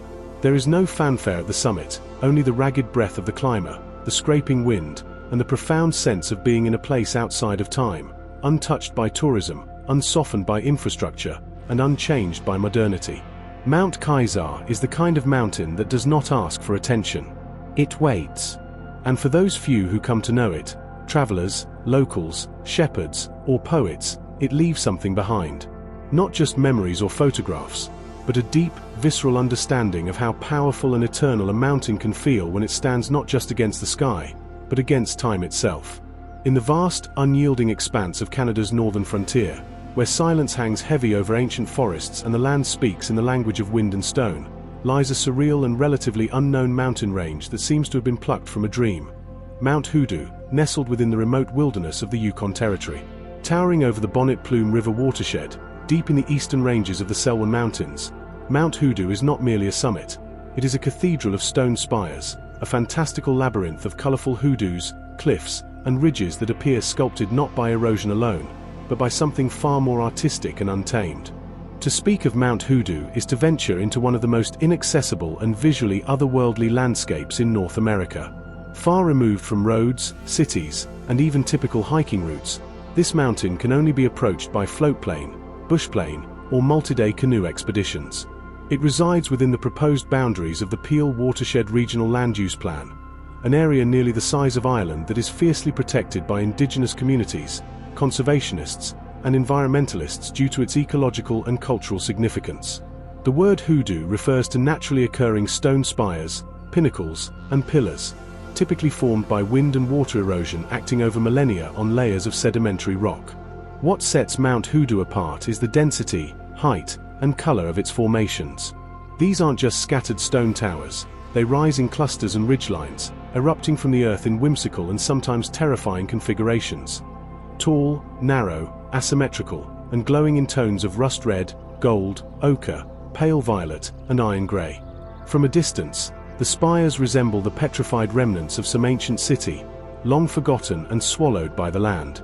Geologically, the hoodoo formations are the result of differential erosion acting on ancient volcanic ash beds, shale, and sandstone, rock layers that were deposited during the Mesozoic era, then lifted and tilted by tectonic movements during the formation of the North American Cordillera. Over millions of years, freeze-thaw cycles, wind abrasion, and water runoff carved these soft rock layers into their current eerie forms. The result is a natural sculpture garden of towering spires and creased cliffs, often likened to the formations of Bryce Canyon in Utah, though wilder and more isolated by far. Yet Mount Hoodoo's magic is not just in form, it is in its color palette and light play. At sunrise and sunset, the angled light transforms the spires into burning monuments, their reds and oranges igniting against the backdrop of a cold blue sky and rolling alpine meadows. During misty weather, the hoodoos vanish into and out of sight like spirits, half there, half lost in fog. In winter, snow settles atop the spires like powdered sugar, softening their menace and giving the land a quiet, sleeping dignity. This is a place where light dances, where shadow and form conspire to fool the eye and stir the soul. Ecologically, the region around Mount Hoodoo is part of a subarctic biome that supports a surprising wealth of flora and fauna. Though the environment may appear stark, life is persistent here. Dwarf willow and Arctic poppies cling to high ridgelines. Caribou cross the valleys in seasonal migrations, while grizzly bears, Dall sheep, and wolves traverse the mountain's shadowed passes. Above the hoodoos, golden eagles and gerfalcons soar in the thermals, scanning the rocky labyrinths below for prey. This is wilderness in the truest sense of the word, not manicured or managed, but primordial, unbound by human intervention. The cultural dimension of Mount Hoodoo is equally profound. The region lies within the traditional territories of the Tetlik Gwich'in and Nacho Nyack Dun First Nations, whose ancestral connection to the Peel watershed goes back thousands of years. These indigenous communities see the land not as a resource to be exploited, but as a living, breathing entity, sacred, storied, and essential to identity and survival. Local oral histories speak of the mountains and rivers as being shaped by ancient animal spirits and earth-transforming beings. The hoodoo spires themselves are sometimes interpreted as stone giants, remnants of supernatural battles, or as beings frozen in time for transgressions committed long ago. For those few who have stood among the hoodoos of Mount Hoodoo, the experience borders on the mythic. The feeling is not one of conquering nature, but of entering into its dream space, a silent zone where each footstep feels amplified, and each glance offers a new perspective on something both monumental and delicate. The narrow corridors between the spires wind like ancient streets, and at any turn one half expects to find cave paintings, totemic carvings, or remnants of a vanished civilization. Instead, there is only stone, wind, and the sense of being watched by the landscape itself. Unlike most mountains, Mount Hoodoo does not offer a singular, prominent peak. Its elevation tops out around 2,200 meters, 7,218 feet, but its terrain is more horizontal than vertical, a maze of ridges and spires, each demanding careful navigation. Climbing here is not so much about reaching a summit as it is about immersing oneself in the surreal terrain, scrambling over sharp ridges, squeezing through narrow stone corridors, and standing beneath pillars that seem to defy gravity. There are few guidebooks, no formal trails, no summit register. Only those willing to traverse wild terrain, to route find with intuition and compass, will ever see this place firsthand. Environmental protection of Mount Hoodoo and the surrounding Peel watershed has been a political and cultural battleground in recent years. Massive interest from mining corporations in the Peel's mineral-rich underlayers sparked one of the most important legal conservation battles in Canadian history. After more than a decade of court proceedings and public debate, the Yukon Supreme Court ruled in favor of preserving over 80% of the Peel watershed as protected land, ensuring that places like Mount Hoodoo would remain wild and untouched for generations to come. This victory, achieved through collaboration between First Nations, environmental groups, and the broader Canadian public, is a landmark example of Indigenous stewardship and ecological justice. It is a reminder that some landscapes are too sacred, too rare, and too powerful to be carved up, commodified, or sold. In Mount Hoodoo, the world has a place that is not just scenic, it is visionary, like a geological hallucination turned real, set to the tune of the wind in the pines and the cry of a far-off raven. To see Mount Hoodoo in person is to reawaken a part of the imagination that most of us have forgotten.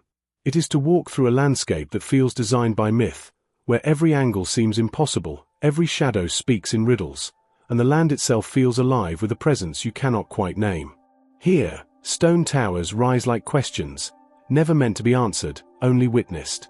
Far in the windswept wilderness of southern Siberia, where Russia brushes against the high borders of Kazakhstan, Mongolia, and China, there rises a snow-shrouded giant of ice and stone, a place of silence, legend, and soul, Mount Belukha. Revered for centuries as the sacred crown of the Altai Mountains, this is not merely Russia's highest peak in Siberia at 4,506 meters, 14,783 feet. It is a gateway to an entirely different reality, one defined not just by elevation, but by myth, mysticism, and raw cosmic stillness.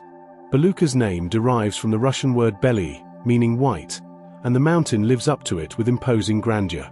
Its twin summits, Eastern Belukha and Western Belukha, are perpetually cloaked in a thick armor of snow and glacier, gleaming like ivory pyramids above the surrounding highland steppe. Belukha does not just rise, it dominates, its glaciated flanks descending into pine forests, glacial rivers, and alpine meadows teeming with wildflowers and silence. Yet, for those who have lived in its shadow for generations, the Altai people, shamans, monks, and spiritual seekers from around the globe, Belukha is far more than a geological colossus. It is believed to be the axis mundi, the center of the world, the point where heaven and earth touch.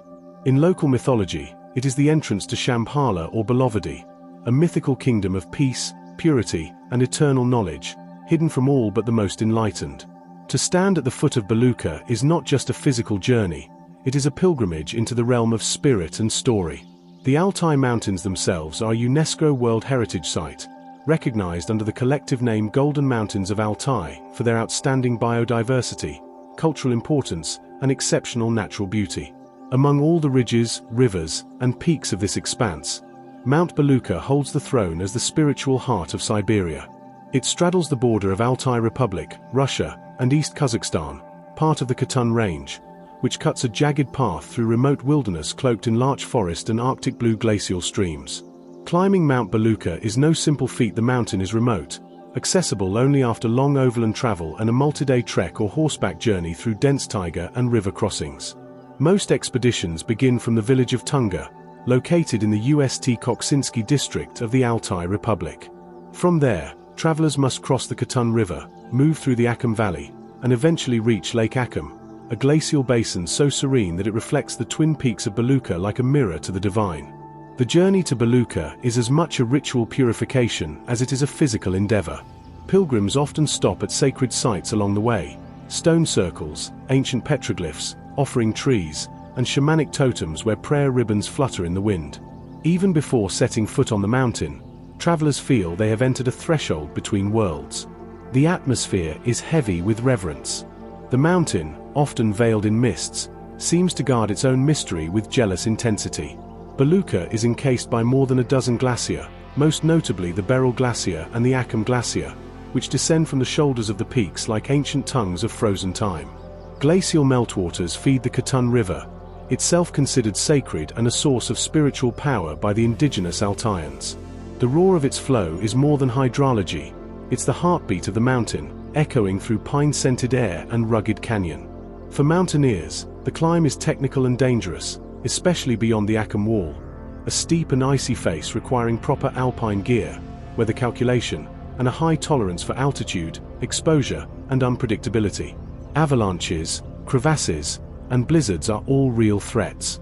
But even among climbers, there's an understanding that Belukar is not a peak to be conquered. It is to be approached with humility, as one might approach a temple or shrine. Many believe that Belukar emits a special energy, one that affects the mind, the body, and even time itself. New Age seekers, yogis, and spiritual adepts come here in quiet droves, drawn by the writings of Nicholas Roerich, the Russian mystic and painter who famously linked Belukar with Shambhala and believed the mountain to be a beacon of higher vibrations. His expeditions to Central Asia in the 1920s helped ignite modern spiritual tourism to the Altai, and to this day, pilgrims visit Roerich's stone monument near Lake Akam, leaving offerings of flowers, incense, and poems. Traditional Altai shamanism, still practiced in hidden valleys and highland yurts, teaches that Belukar is guarded by spirit beings, the isles, ancestral protectors of the land who inhabit stones, rivers, trees, and winds.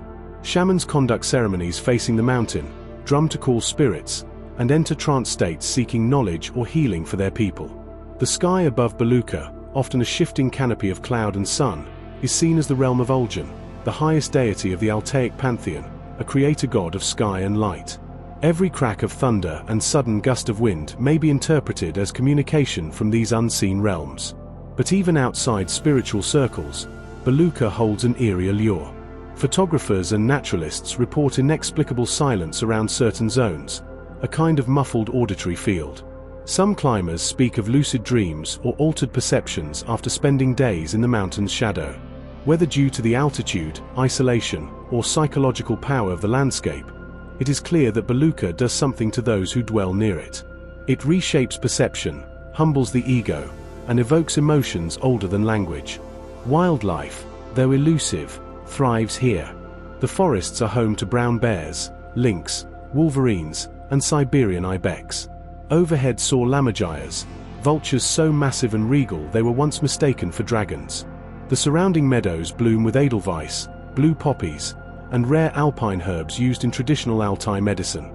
The very air seems charged with something medicinal, and many locals believe that drinking glacial water from Akam or Beryl brings strength and clarity.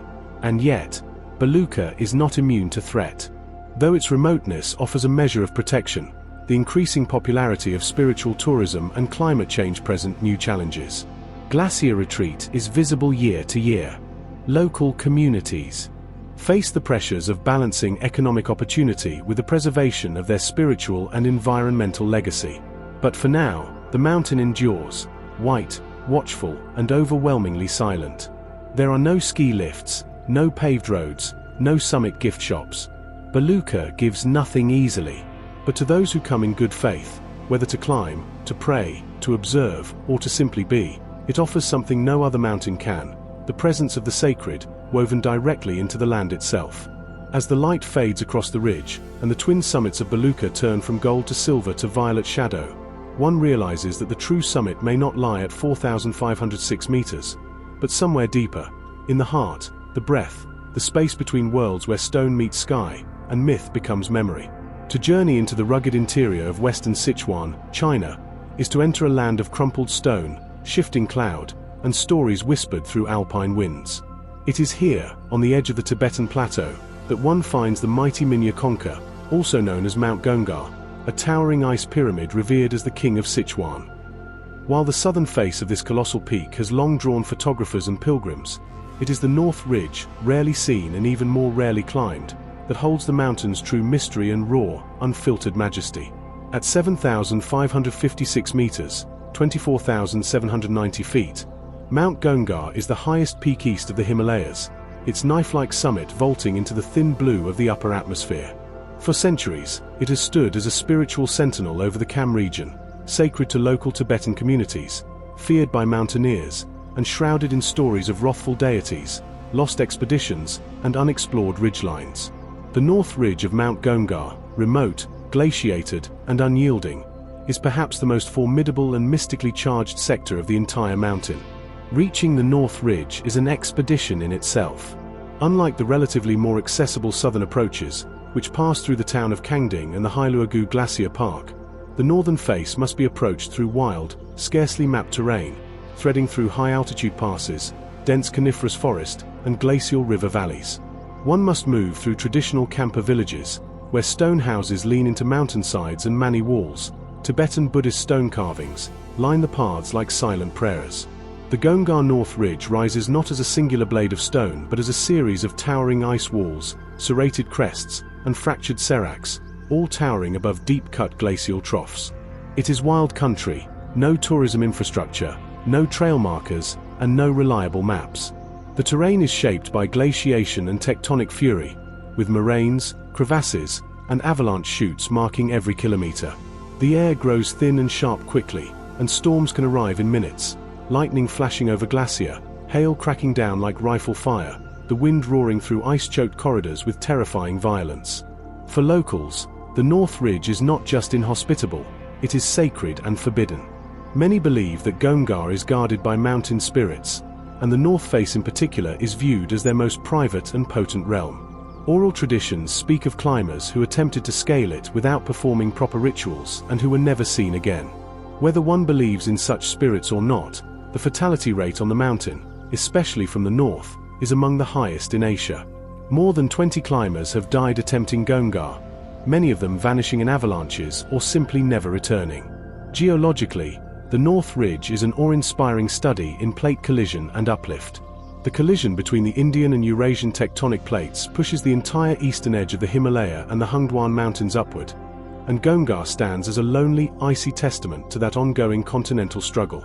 Its upper reaches are composed of metamorphic schist and granite, but are sheathed year-round in thick ice caps, glacier tongues, and corniced ridgelines that seem to defy physics.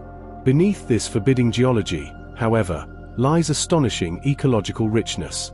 The valleys and lower ridges leading up to the North Ridge are covered in prime Val fir forests, rhododendron groves, and subalpine meadows that explode into color during late spring and early summer. Snow leopards roam the high passes, and tarkeen, blue sheep, and Himalayan monols can be seen navigating the slopes below the tree line. Mosses and lichens cling to high cliffs, and rare medicinal herbs grow in the rocky scree zones, collected by local villagers and Buddhist monks in secret. Among the most unique aspects of the North Ridge experience is its complete silence and solitude. There are no other climbers. No signs of human passage, no drone of distant roads. Only the sound of one's breath, the occasional avalanche thunder, and the slow grind of glacier shifting underfoot. The silence is not empty, it's dense, filled with the presence of the mountain itself. You can feel it watching, measuring, waiting. From certain vantage points along the approach, especially from the Ulongshi Valley, the North Ridge reveals its most dramatic facade, vast cliffs of black rock iced with cornices, and icefalls the size of skyscrapers tumbling into the abyss. At dawn, the first rays of light strike the upper glacier, turning it a dull gold, while the valleys below remain in frostbitten twilight. The entire landscape glows with the surreal palette of high-altitude desolation: icy blue, sun-bleached white, stormy grey, and stone black. To climb the North Ridge is a technical nightmare, requiring proficiency in high-altitude ice climbing, crevasse navigation, and avalanche prediction. Base camps are hard-won, perched on glacier shelves or tucked into moraine hollows. The ridge itself is subject to massive snow loading, making it one of the most dangerous avalanche zones on the mountain. Only a handful of expeditions have ever reached the summit via this route, and many attempts have turned back due to injury, weather, or worse. And yet, for Tibetan Buddhists and Taoist practitioners, the North Ridge is not a route to the summit, it is the realm of the gods. Pilgrimages do not climb it. Instead, believers perform the Kora, a ritual circumambulation of the mountain, walking clockwise along its outer flanks, sometimes taking weeks to complete the journey. The pilgrimage is said to purify karma, to cleanse the spirit, and to earn merit for the next life. Many undertake it in silence, sleeping under the stars or in caves once used by solitary ascetics. Mount Gongar itself is associated with demigods and celestial protectors, known as Gyalpo, who are believed to guard the entire Kham region. Stories abound of lamas who received visions or spiritual instructions while meditating in caves. Above the valleys, and to this day, the mountain's presence is said to affect dreams, fates, and even the weather of surrounding villages.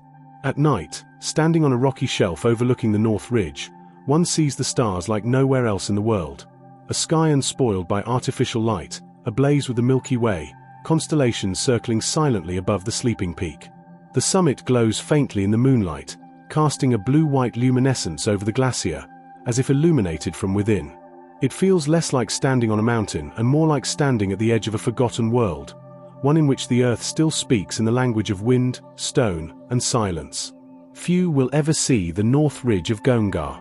Fewer still will attempt to touch its heights. But those who do, those who walk its lower valleys, sleep beneath its glacier, or even dare to place a foot on its flanks, carry something away that no photograph can contain. They carry the knowledge that places still exist where the sacred and the sublime merge, where danger and beauty hold hands, and where the world continues to remind us of how small and how blessed we truly are. In the sprawling urban expanse of São Paulo, Brazil, a city often associated with relentless traffic, steel towers, and the relentless rhythms of human life, there rises a striking paradox, a mountain that emerges not from wilderness, but from within one of the most densely populated megacities in the world. This is Mount Jaragua, Pico do Jaragua, the highest natural point in São Paulo, standing at 1,135 meters, 3,724 feet. And though modest in height compared to the Andes or the Himalayas, Mount Jaragua's position, history, and landscape make it one of the most unreal and transformative places hidden in plain sight. To those who have lived their entire lives within São Paulo's urban grid, Mount Jaragua is more than just a peak. It is a remnant of Brazil's Atlantic rainforest, a cultural beacon, a natural sanctuary, and a place of perspective, both literal and spiritual. From its summit, one can gaze upon a panoramic sea of concrete and glass, stretching endlessly to the east, while to the west, thick green ridges hint at the primeval wilderness that once blanketed this entire region before colonization and development. Mount Jaragua sits within the boundaries of Parque Estadual do Jaragua, a protected state park encompassing over 4,000 acres of preserved Mata Atlantica, or Atlantic forest, one of the most biodiverse and endangered ecosystems on the planet. This forest, older and more biologically rich than even the Amazon in certain microclimates, is home to hundreds of endemic plant and animal species, many of which cling to survival only in patches like the slopes of Jaragua. Walking up the Trilha do Paise, the most well-known trail to the summit, is like passing through a layered narrative of Brazil's natural and colonial history. The path begins in low-lying thickets of bromeliads and ferns, climbs through canopies of Ipamarelo, pau-brasil, and jatoba trees, and emerges gradually onto exposed ridgelines where the city comes into surreal view, a juxtaposition of rainforest and metropolis that seems too cinematic to be real. Along the way, howler monkeys echo from unseen perches, seriemas stalk through underbrush, and swallow-tailed kites wheel overhead. Despite being enveloped by urban São Paulo, the mountain retains a surprising feeling of remoteness and calm. As traffic snarls below and helicopters buzz in and out of the city's central districts, Jaragua offers an acoustic cocoon, broken only by the rustle of trees and the distant cry of birds. On misty mornings, the summit is often wrapped in clouds, lending it the appearance of a floating island above the city, a Brazilian Machu Picchu without ruins, but with just as much atmosphere. Jaragua's significance is not only natural but deeply historical and spiritual. The word Jaragua is derived from the Tupi-Guarani language, meaning Lord of the Valley or elevated viewpoint, a name that predates Portuguese colonization and reflects the indigenous reverence for high places. For the original inhabitants, the Guarani Mbaya, the peak and its surrounding lands were sacred space, places for prayer, ritual, and the quiet conversations between humans and the spirits of the land. Even today, small Guarani communities still live nearby, advocating for land rights and cultural preservation in the face of expanding urban development. The mountain played a role during the gold rushes of the 17th century, serving as a strategic lookout point on the road connecting São Paulo to the interior mining regions of Minas Gerais. Colonial cartographers noted it in their maps, and its summit once provided early explorers with bearings through the otherwise impassable forest. As the centuries passed and the city grew outward like a concrete tide, Jaragua was gradually encircled, but never conquered. Instead, it persisted, a green citadel above the sprawl. In the 20th century, as São Paulo's industrial zones expanded and highways sliced through once continuous forests, environmentalists and scientists fought to preserve Jaragua. The creation of the Jaragua State Park in 1961 was a landmark achievement in Brazilian conservation. Since then, it has become a vital urban lung for the metropolis, a hub for biodiversity research, environmental education, and a symbol of what can still be saved. At the summit, Several communication towers now share space with native grasses and rocky outcrops, yet somehow they do not disrupt the experience. The contrast between technology and untouched Earth is itself part of Jaragua's story. Standing atop the observation platform on a clear day, one can see not only the vast sweep of São Paulo, but even the Serra do Mar mountains far in the distance. The view is a reminder of both what has been lost and what remains. Photographers come for sunrise, when the city below is still dark and silent, and the first golden light spills over the trees like liquid fire. Hikers bring thermoses of café com leite, sipping as fog burns off the lower slopes. And spiritual seekers, many of them indigenous, come to perform rituals, burn sage, and offer whispered prayers to the mountain spirits. In a place like Jaragua, where the modern world presses so closely in, the act of looking outwards becomes an act of looking inward, of reconnecting with what is essential. Flora and fauna thrive here in small but miraculous numbers. Capuchin monkeys, sloths, anteaters, and ocelots, though rarely seen, roam the deeper parts of the park. Orchids hang like jewels from tree limbs. Frogs flash neon colors in leaf-littered creeks. Conservation biologists working in the park have even discovered new insect and fungi species in recent years, emphasizing the ecological value of this green island in the urban sea.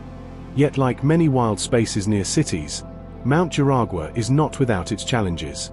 Encroachment from illegal development, deforestation at the fringes, and the pressure of mass tourism threaten to alter the fragile balance of the ecosystem. In 2017, the Guarani communities launched protests to prevent land sales that would encroach on their ancestral forest territory near Jaragua. Protests that succeeded in drawing national and international attention to the area's unique cultural and environmental importance. As the city continues to grow and the planet's natural systems face unprecedented threats, places like Mount Jaragua take on a new kind of urgency. They are not just scenic getaways or tourist spots, they are living archives, repositories of biodiversity, of human history, and of sacred continuity. They remind us that the world is not just what we've built, but also what we've inherited, what we must defend, and what we must never forget.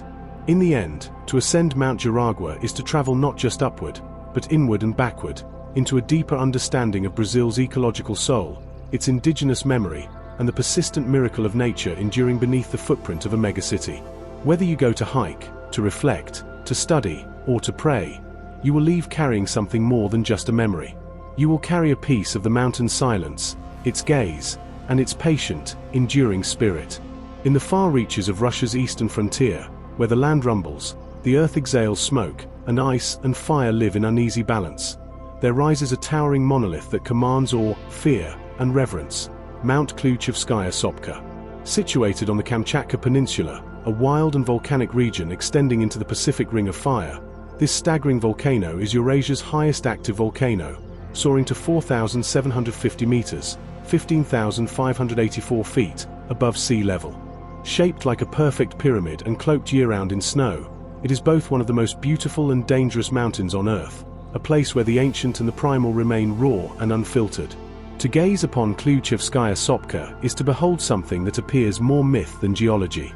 Its silhouette is impossibly symmetrical, a sharp, conical form that rises clean from the surrounding plains like an arrow toward the heavens.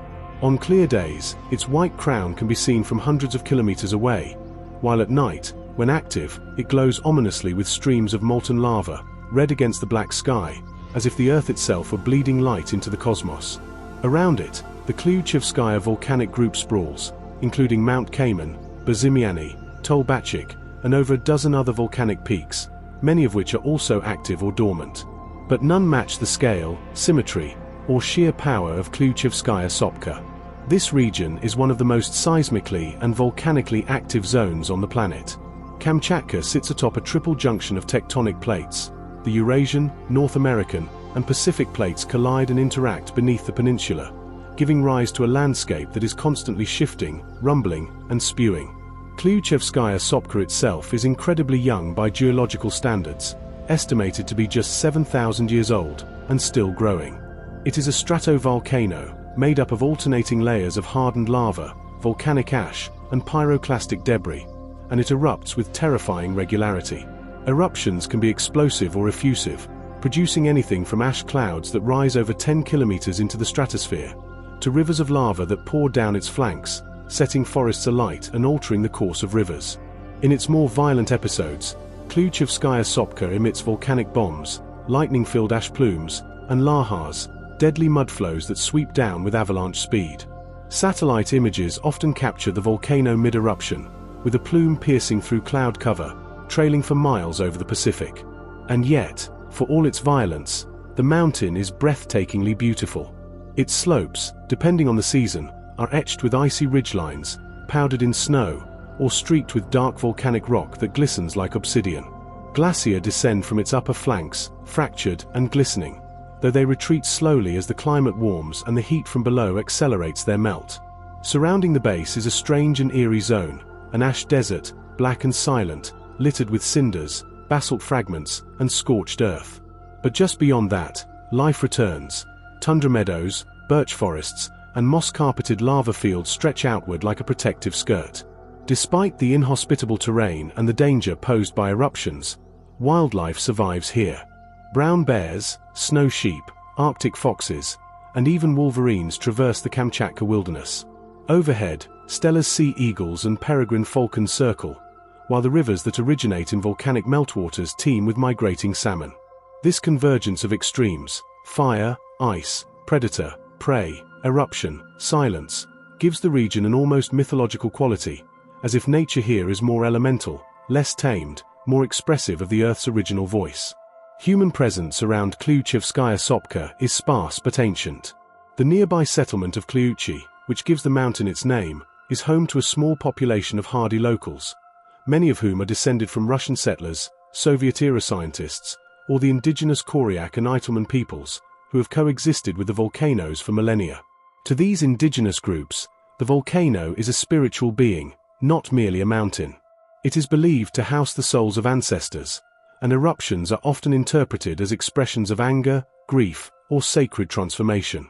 Shamans in the region perform rituals to honor the spirit of the volcano, offering salmon, stones, and smoke to the mountain, and treating it with deference and prayer rather than conquest.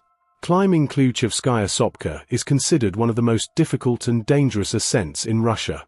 The conditions are extreme: frigid winds, unpredictable weather, unstable scree, and active eruptions.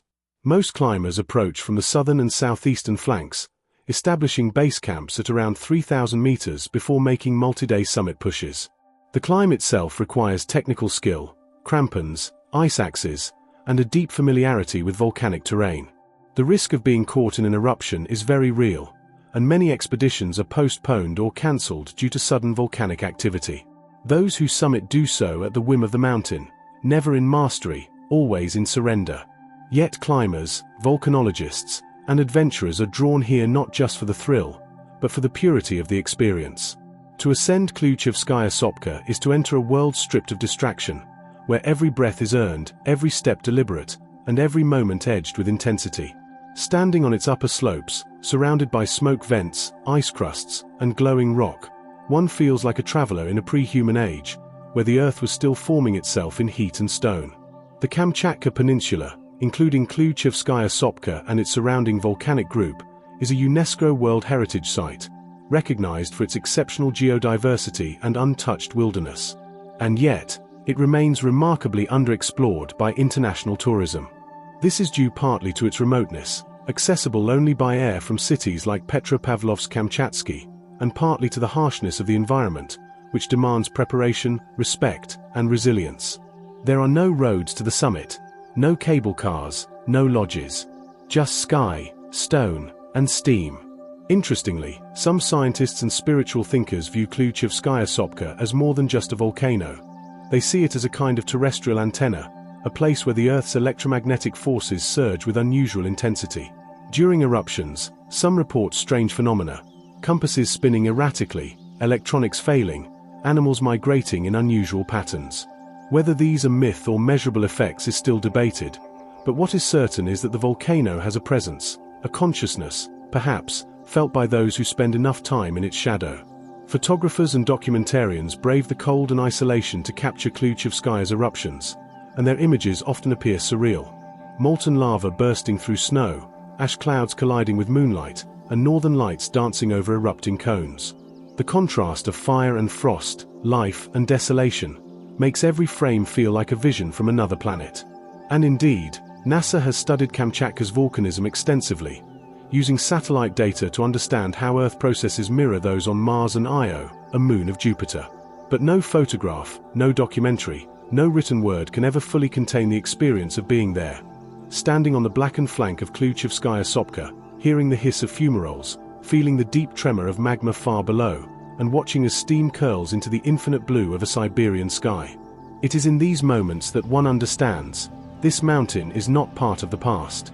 It is a living, breathing force, a reminder that beneath the surface of our settled world, the Earth still dreams in fire. In the presence of Mount Kliuchevskaya Sopka, one does not feel triumphant or powerful. One feels small, humbled, and intensely alive. It is a place that strips away artifice and brings you face to face with the planet's original fury and elegance. Few places on Earth offer such purity of elemental experience, and fewer still demand so much respect. In the heart of Indonesia's island of Java, where verdant rice paddies stretch toward the horizon and ancient temples stand in silent witness to millennia of history, rises a peak of smoke, fire, and myth, Mount Merapi. At 2,930 meters, 9,613 feet, it may not be the tallest mountain in Indonesia, but it is undeniably one of its most iconic and powerful.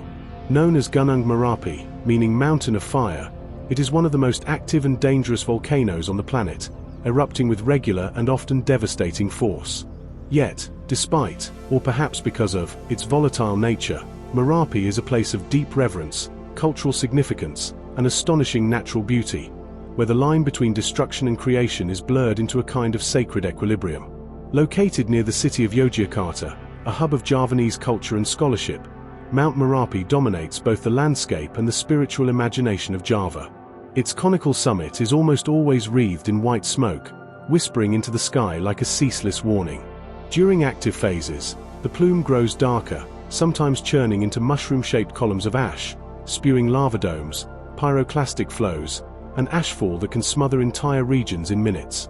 And yet, beneath its smoldering presence, millions of people live, farm, and worship in its fertile shadow. The mountain sits within the Pacific Ring of Fire, a volatile tectonic belt that circles the Pacific Ocean, producing 90% of the world's earthquakes and volcanic eruptions. Specifically, Merapi owes its ferocity to the subduction of the Indo-Australian plate beneath the Eurasian plate. This tectonic grinding feeds a subterranean reservoir of magma directly beneath the mountain, building pressure until it erupts in pulses of catastrophic beauty. Merapi's eruption history is long and deadly. Its cycle of eruptions includes major events in 1006, 1786, 1822, 1872, 1930, 1994, 2006, 2010, and most recently in the 2020s. Each eruption has left scars, both physical and emotional, on the surrounding landscape and communities. The 2010 eruption, one of the most destructive in recent memory, killed more than 350 people, displaced hundreds of thousands, and blanketed cities in ash. Yet for all the danger it brings, Merapi is not seen as a monster. Instead, it is viewed as a sacred guardian, a living force to be respected, appeased, and understood. The Javanese cosmology surrounding Merapi is intricate and rich. The volcano is one point in a sacred triangle, along with the Indian Ocean to the south and the Kraton, Palace, of Yogyakarta to the southwest. This triangle is believed to represent the balance between natural forces, spiritual authority, and human society. Merapi, as the elemental power, is the realm of unseen spirits and gods. It is the throne of a young Sapu Jagad, a powerful guardian spirit said to control the mountain's moods and eruptions. Each year, local communities and palace emissaries participate in the Labuhan ceremony, in which offerings are carried up the mountain, fabrics, food, flowers, and symbolic heirlooms, meant to appease the spirits and maintain harmony between the volcano and the people. These rituals have continued for centuries, surviving colonialism, modernization, and even state-imposed secularism. For the Abdi Dalam, or royal spiritual guardians, this is not superstition, it is a duty, part of a delicate spiritual ecology where volcano, ruler, and people are bound in a shared fate. Despite its volatility, Mount Merapi is densely populated. The soils surrounding it are among the most fertile in Indonesia, thanks to centuries of volcanic ash enriching the land. Farmers grow rice, tobacco, chili peppers, and corn in narrow terraces cut into the hillsides, often within sight of the smoking crater. Small villages like Kinareho, Kaliurang, and Turgo sit on the flanks of the mountain, their wooden homes and bamboo roofs built in defiance, or perhaps acceptance, of the ever-present danger. The 2010 eruption destroyed Kinareho entirely, including the home of the beloved Mbah Meridian, the spiritual gatekeeper of Merapi. Refusing to flee, he stayed behind to perform his rituals and was found among the dead. Yet his death only solidified his status as a folk hero, and today, his story is told with reverence across Java. His replacement was appointed shortly after, because the mountain, no matter how modern the world becomes, still needs a guardian between worlds. Ecologically, Merapi is both devastated and thriving. While eruptions regularly scorch the land, they also reset the ecological clock, allowing unique species to colonize and evolve in a cycle of destruction and rebirth. The lower slopes are lush with rainforest, bamboo groves, and agricultural land, while higher elevations support shrubs, mosses, and hardy grasses that cling to blackened rock and tephra. After an eruption, the first signs of return are often ferns and fungi, followed by flowering plants that signal the return of life. The mountain is home to long-tailed macaques, civet cats, wild boars, and an array of birds including sunbirds, eagles, and owls. Mount Merapi is also a magnet for trekkers, photographers, volcanologists, and spiritual pilgrims. While access to the crater rim is restricted during high alert periods, the hike to the summit remains a favorite for those seeking a profound encounter with elemental power. The ascent usually begins at midnight, with climbers reaching the upper slopes just before sunrise. On clear mornings, the views are nothing short of otherworldly. The sea of clouds stretching across Java, the distant peaks of Mount Sindoro, Mount Sumbing, and even Mount Lawu, and, if the volcano is active, a plume of smoke glowing in the early light, casting long shadows over a sleeping island. The final section of the climb is brutal. Steep, loose volcanic gravel, thin air, and the ever-present smell of sulfur. The crater, when visible, is a smoking wound, constantly reshaping itself with each new eruption. Huge lava domes rise and collapse, sending fiery avalanches down ravines, sometimes called Wedus Jembel, Javanese for shaggy goat, a term describing the pyroclastic flows that are among Merapi's deadliest phenomena. Yet, despite the danger, or perhaps because of it, people continue to live, worship, and journey to Merapi. It is not merely a mountain to them, it is a grandparent, a god, a warning, and a wellspring. It gives and it takes. It punishes, but it blesses. In this duality lies its greatest power. Few other places on Earth demonstrate so clearly the intimacy between people and planet, between destruction and fertility, myth and matter. In recent years, improved monitoring systems, seismic sensors, satellite imaging, and community evacuation plans have reduced the death toll of Merapi's eruptions. But nothing can fully tame the mountain. It is alive. It does not obey.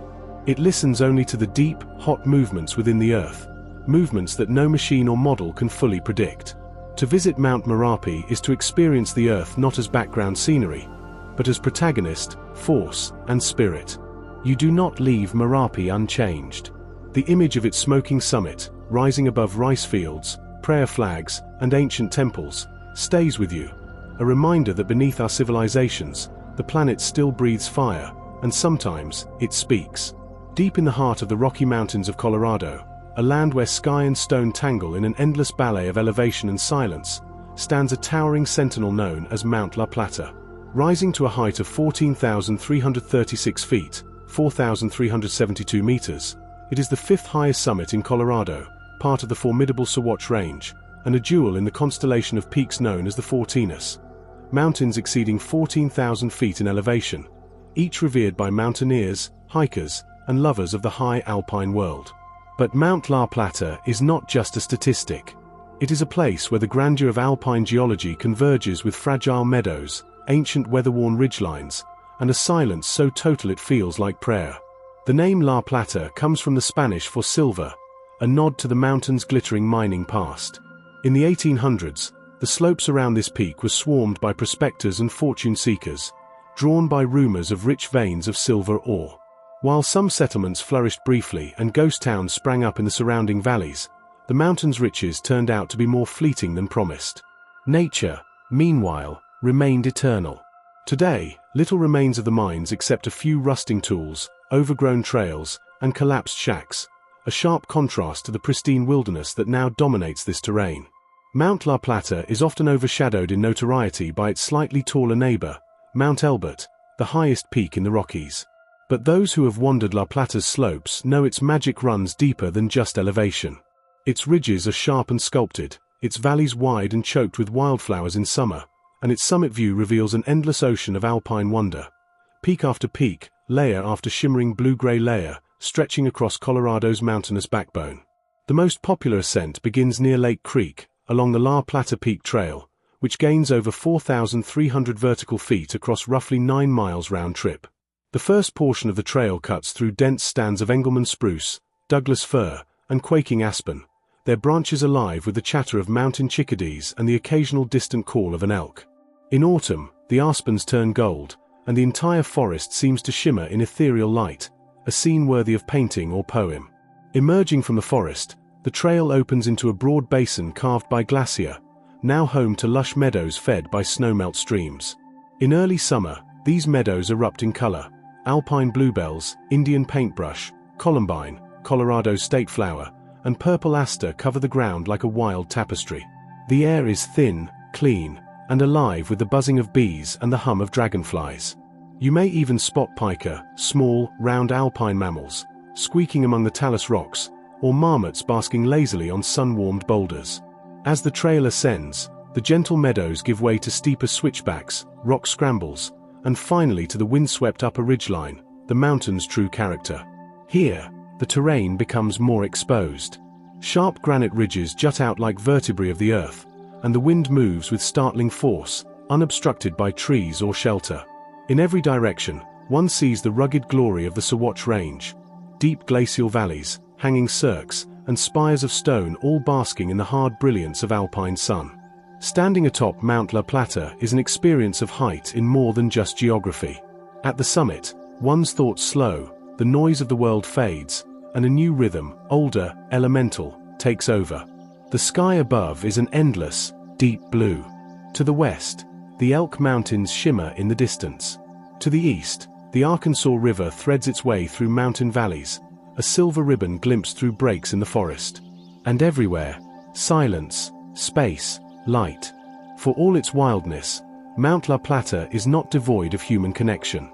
It lies within the boundaries of the San Isabel National Forest, protected by federal land management, and benefits from the stewardship of trail organizations, volunteer hikers, and local indigenous voices who remind us that these mountains were once, and still are, sacred to the Ute people. The Ute had no need to conquer the mountain. They listened to it, honored it, and understood it as part of the great chain of life that stretched from valley floor to star-drenched sky. The geology of Mount La Plata is as compelling as its scenery. Like much of the Rocky Mountains, it was formed during the Laramide orogeny, a massive uplift event between 80 and 55 million years ago. But La Plata's story also includes tertiary volcanic activity, granite intrusions, and long epochs of glaciation that carved out its bowls and spines. Its rocks whisper of an ancient earth, gneiss, schist, quartzite, and granitic intrusions, all ground into new forms by the slow pressure of time and ice. In winter, the mountain becomes a different world entirely. The meadows vanish beneath deep snowpack, the trails are obscured, and the summit becomes the domain of backcountry skiers, snowshoers, and mountaineers, who must contend with avalanche risk and harsh, ever-changing weather. Yet even in these months of silence and frost, life persists. Snowshoe hares, lynx, and ptarmigan leave tracks in the powder, reminders that even in the most severe conditions, the mountain remains inhabited. Mount La Plata is part of a broader movement in American outdoor culture, a resurgence of reverence for wild spaces, a renewed appreciation for the alpine biome, and a growing understanding that these ecosystems are fragile and precious. The alpine tundra above 12,000 feet is home to slow-growing plants that can take decades to recover from a single footstep. Organizations like the Colorado Fortinus Initiative have worked tirelessly to build sustainable trails, reduce erosion, and educate hikers on leave-no-trace principles. Every step on this mountain is a reminder of both beauty and responsibility. Many who hike Mount La Plata return not just with photographs or sore muscles, but with a sense of transformation. Something about the combination of oxygen deprivation, physical exertion, and visual majesty stirs the soul. It creates a humility, a clarity, and a gratitude difficult to find elsewhere. Some write in summit logs, others sit in silence, but all feel it, that sense of having stood on something ancient, felt the breath of the sky, and looked down upon the world with eyes wide and heart open. In an age of noise and speed, of glowing screens and constant motion, Mount La Plata offers the opposite. It is a place where the wind speaks in long sentences, where flowers bloom only once a year but do so with wild exuberance, and where humans are reminded not of their greatness, but of their place in the great tapestry of the earth. It is both a destination and a teacher. And when you descend, knees aching, boots scuffed, heart full, you understand something you didn't before, that in climbing a mountain like La Plata, you are not conquering it. You are being shaped by it, carved and elevated like the land itself. The trail may end at the summit, but the journey it inspires continues long after. This video is for educational or entertainment purposes only, and information provided in the video may be incorrect. If you enjoyed the video, consider subscribing to the channel and like the video.